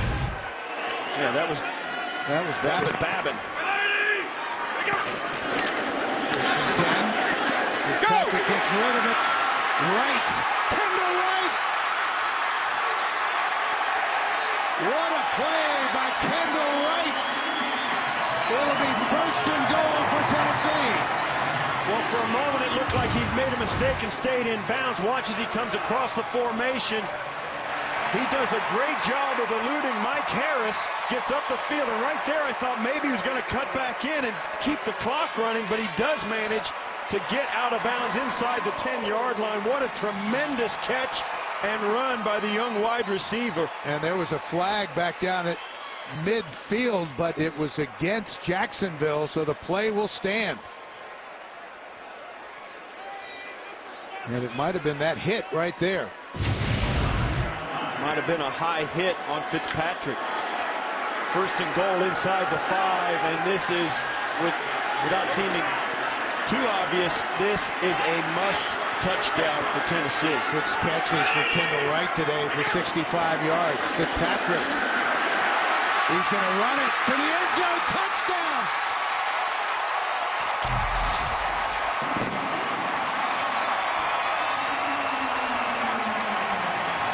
What a gutsy play from a backup quarterback.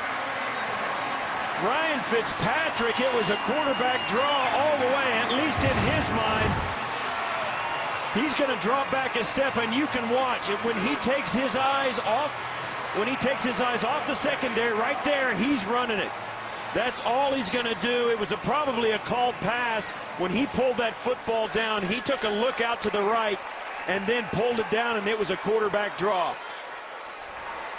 And what a run it was. Nice physical finish to get into the end zone and give his team a chance to get this game.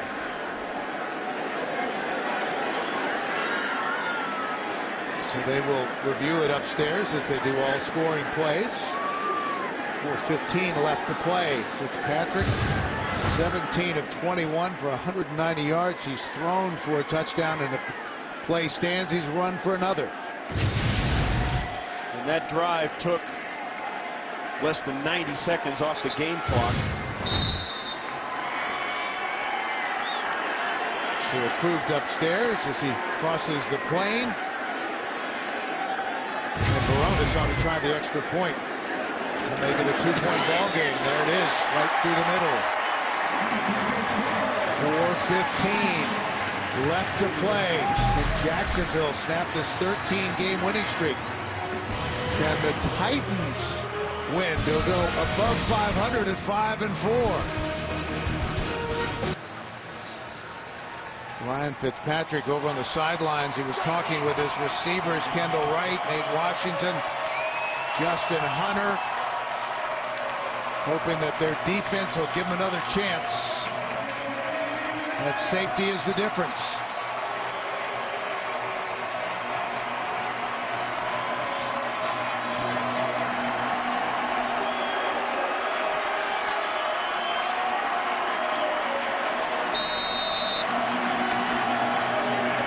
Deep man standing back at the goal line,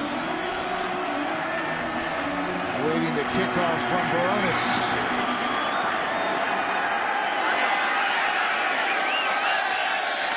Steps out the back of the end zone. They'll bring it to the 20. And some of these guys on the Titans remember this against the 0-13 Indianapolis Colts. Jacob Lacey returned a halfback pass for a touchdown. Locker came in, let it come back, but then Donald Brown broke away an 80-yard touchdown that sealed the Colts' first win of the season, 27-13.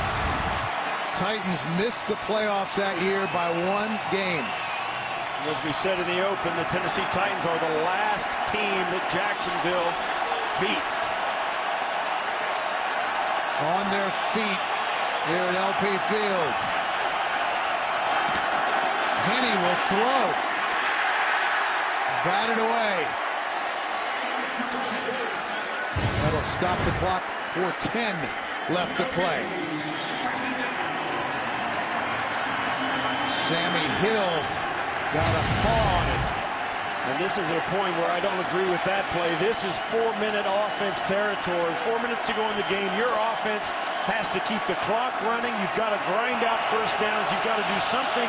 You got to use all the play clock, everything you can to give the Titans as little time left as possible if you give them the ball back. Jones threw. He's fighting to get back to the line of scrimmage, and he's hammered. Loss of a yard. Derek Morgan and Michael Griffin combined to make the stop. Which brings up a 3rd and 12, but Mercedes Lewis pushing Ayers back, gets a pretty good block on him, pushes him 5 yards deep. But the ball never gets there to where it can take advantage of that block. The interior penetration has been the difference today for the Titans in the Jacksonville run game. So 3rd and 12 for Jacksonville. Henny going deep, incomplete. That'll bring out the punting unit. Cecil Shorts was the intended receiver, and he was double covered. They were going to take a shot. A little play action. Didn't fool anybody. Henny has Morgan right in his grill as he lets this go, and that's why the pass is inaccurate. Pollard is there. McCourty is there. No chance. And that was not the kind of offensive series that Jacksonville needed. Titans should have pretty good field position. Anger. Good high punt. Werner steps out of bounds. So the Titans will get a chance. All they need is a field goal. Coming up next, Peyton Manning of the Broncos face Phillip Rivers and the Chargers, or the Texans take on the Cardinals. Check your local listings for the game in your area. The NFL on CBS.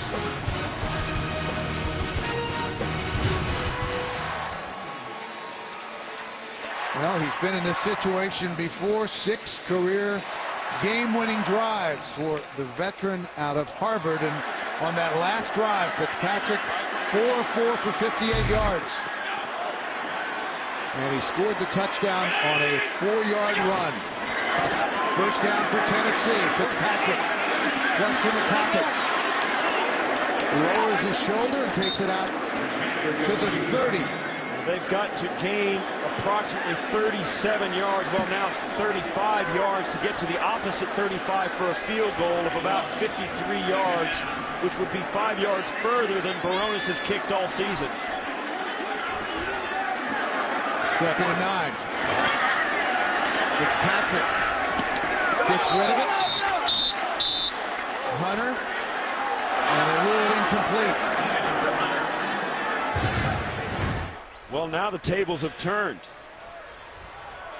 Tennessee trying to pick up a 3rd and 9 to stay in this game. They cannot afford to punt this away, but if it is 4-down territory, look for them to get at least half this to pick up and give themselves a chance to convert on 4th down if they so desire.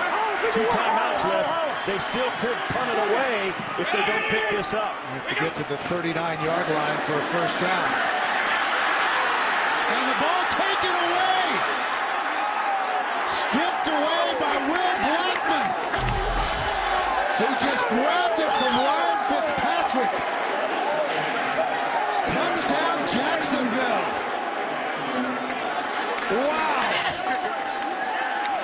Well, when you're 0-8, sometimes you just got to steal a win. And Blackman just stole it and sealed it for Jacksonville. Coming on the corner blitz. Pulls it away, hangs on, and takes off. And as one, the entire crowd here at LP Field pulls the ripcord and leaves. And that's hard to take if you're Tennessee. A game you fought and battled to get back into after turning it over a couple of times early on to give them the lead. You come back and the last turnover seals it. 4 turnovers by the Tennessee Titans.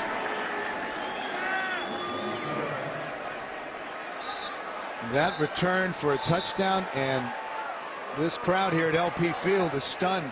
2.5 minutes left to play. This last series for Tennessee was something for Tennessee's offense, was a defensive front that they hadn't witnessed all day. Jacksonville's front 4 came to play on that last series. Ryan Fitzpatrick had no chance of getting any of these passes off. He had no chance to step up in the pocket on any of the first 3 downs of that series. And on that 3rd down, Blackman comes in and with pressure all around just manages to steal it away. Will Blackman signed by Jacksonville in late August after he was released by Seattle. Played for Gus in Seattle. Took over as the starter when Dwayne Gratz was injured, but bringing a veteran presence to that young secondary for Jacksonville. And a big play there. Cost of turnovers huge today from the goal line. Turner did not get away from the ankle tackle.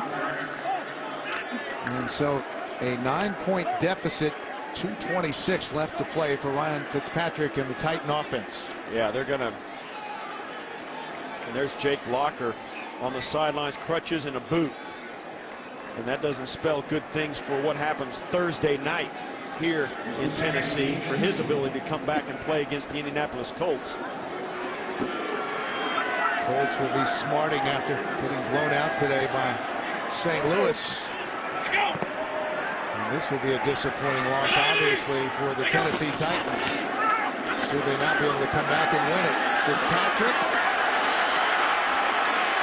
finds some room and dives forward out across the 25 to the 26.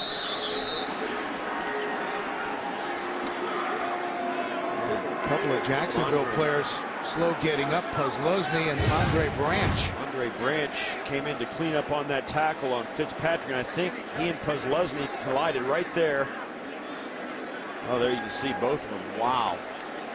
That's a big collision.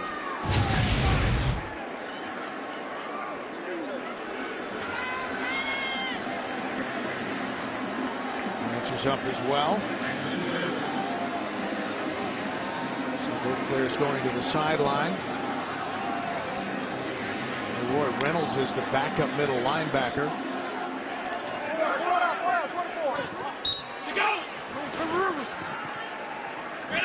So they'll get this play off before the 2-minute warning. 2nd and 2. Batted away, incomplete. And that will not quite get us there. 2 minutes and 2 seconds left to play in regulation. Well, throughout this season, Gus Bradley has been preaching to his team. He's the most positive guy you'll ever come across. They're at 0-8, and constantly he has said, just get better. Just every day, every practice, every game, attempt to play better. And it has not worn thin on these young guys. That guy right there fills a room up when he comes in, and his team's bought in. And finally, they get some results today. Patrick, underneath Nate Washington, has been quiet today, and that will take us to the 2-minute warning. 1:56 left to go in regulation. Gus Bradley looking for his first win as a head coach in the NFL, less than 2 minutes away. The Indianapolis Colts have lost at home to the Rams, so an updated look at the standings in the AFC South. But Titans apparently will be unable to take advantage. Fitzpatrick going deep for Hunter and over his head. Jonathan Cyprien had come over and had the coverage. Jacksonville defense responsible for 9 points here in this final quarter. A safety and that strip sack touchdown by Will Blackman.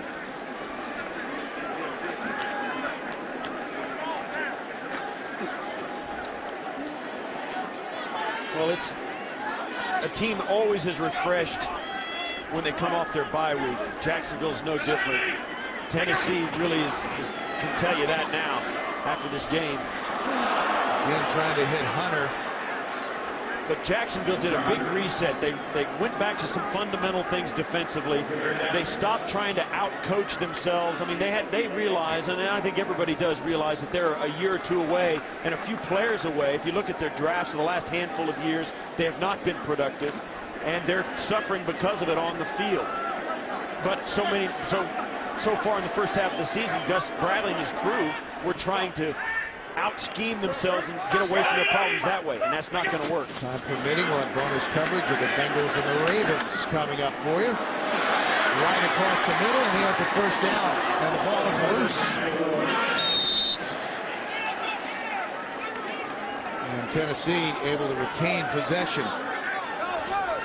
Good for 14 yards and a first down. And that's one of the things the Jacksonville Jaguars did. They simplified their defensive game plan and let these guys cut loose and play, and it's really paid dividends. These guys have been much more aggressive than they were in the last month of the first half of the season.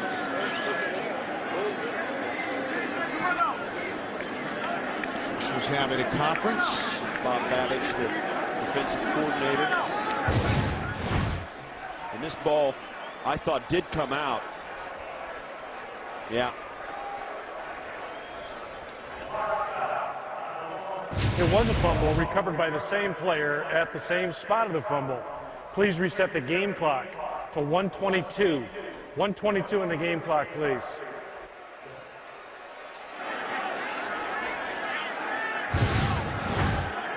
So the Titans will lose 6 seconds. Right there. Chris Johnson was right there, thought the play was over. And they gave him possession. Able to come back and get the football. So first down for Tennessee. Fitzpatrick slings it. Kenny Britt was the intended receiver. And once again, sending you to bonus coverage. Bengals and the Ravens. That's coming up at the conclusion of play here in Tennessee. 1:12 left to go. 29-20 Jacksonville. on the verge of snapping that 13-game losing streak.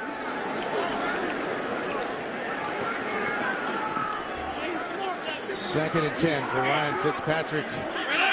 And the Titans looking for another Music City miracle. A bad snap. Fitzpatrick able to get it. Goes it behind Chris Johnson, and that was just ugly all around. Well, Mike Munchak acknowledged the possibility that might have been a trap game. They've got an enormous game this Thursday on a short week against Indianapolis, who Indianapolis fell today badly. And it would have been a huge boost for this Titan team to win here, go in one game behind the Colts on Thursday night, but it was not to be. This is a team, no question. Jacksonville was much more mentally inspired to play today than the Titans were. Third and 10. Fitzpatrick guns it, and that is caught by Delaney Walker. And the Titans will take a timeout. Delaney Walker, who came over from the 49ers to fill the role at tight end, left when Jared Cook went to St. Louis, and a big catch there. Well, now you're talking about, with 59 seconds, a quick touchdown by the Titans and an onside kick, and then just a first down or a few yards into field goal range, and then you're starting to think, well, it could happen. But no question, the Titans have got some work to do. 33 yards on the catch. And they spot it at the Jacksonville 19.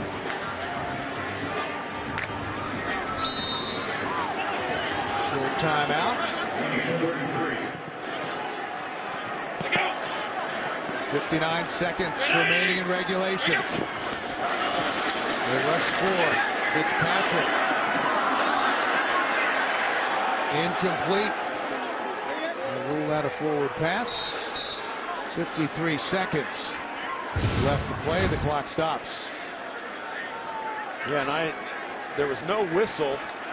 It's weird because he throws this, and he throws it into the dirt right in the middle of the field, and the officials didn't seem to know what happened. It looked like he was trying to pull it back and not throw it, and it went ahead and threw it. And it's just an incomplete pass. Took a long time for the officials to look at each other and decide that's the call. Patrick to Johnson. And he's wrapped up at the 14 by Geno Hayes and Russell Allen, who closed quickly. The Titans will take a timeout. Final timeout, 44 seconds remaining. Talked about this being a big stretch. They will play the Indianapolis Colts, the leaders in the AFC South, twice in the next 3 games. And they follow that up with Denver on the road, include at Jacksonville and here at home against Houston. A lot of teams that are struggling to get wins on that list. Denver and Indianapolis are the two that stand out that are having pretty good years. 3rd and 5. 34 seconds left in regulation. Fitzpatrick to the end zone. Walker manages to hang on despite losing his hat. Well, there you have it. A touchdown brings it down. It's going to be, with an extra point, 27-29, and you think back about all the things that have happened in this game, the bad penalties, the turnovers. The Titans can still still have a chance to win this with an onside kick. After that, nice throw from Fitzpatrick right down the pipe. And you think of all the factors that go into, once again, you go back to that challenge on the punt. They lost a timeout because of it, and the Titans would have a timeout now as well to use if they indeed are able to recover an onside kick after this extra point attempt. Good catch is 62 yards and a touchdown for Walker. Runners with the extra point. Once again, it's a 2-point ball game with 40 seconds remaining here in the 4th. Ryan Fitzpatrick, 22 of 33 for 264 yards, 2 touchdowns. He had the strip sack fumble that was returned for a touchdown, but other than that, his play has been outstanding. And you see, this is just sending 4 guys vertical on the off the line of scrimmage, and the defense drops back into coverage. Fitzpatrick does a nice job of looking to his left, and he pulls Russell Allen out of the middle, and he can't get back in time to cover up Walker.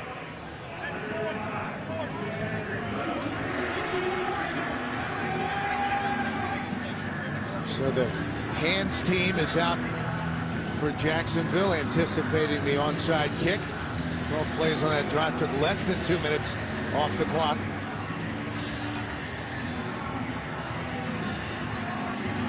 Now Veronis will try to execute the onside kick.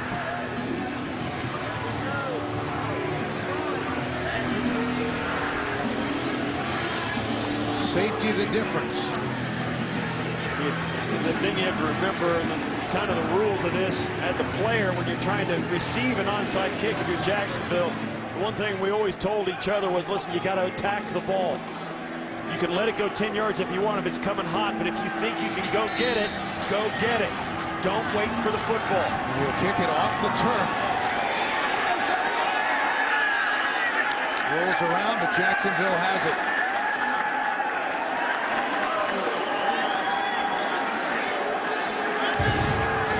Jonathan Cyprian. He's a really nice, able to come up with it. It's a nice kick. Misdirection's always the key. You got to make the defense play the entire width of the field. They do that. This ball's kicked hard left. Cyprian gets it, gets a good squeeze on it, gets some help from his teammate to cover up so it doesn't get hit out of his grasp. Victory formation, which seems odd, applying that to the Jacksonville Jaguars, all things considered, but they earned it today. And that man, always so positive. They're going to give him the game ball. Yeah, and he gives it back. Well, you don't want to have the game ball before you go shake hands even. But no question, it's a special day for Gus Bradley, a game which his Jaguars rose up and played really very well in the first half and then hung on to win, aided by penalties and a Titans team that really helped him in a couple of spots that were crucial. So the Jacksonville Jaguars have finally won a game, 29-27 over the Tennessee Titans. So for Steve Casper, Bill McAtee saying so long for Nashville. You've been watching the NFL on CBS. James Brown in New York.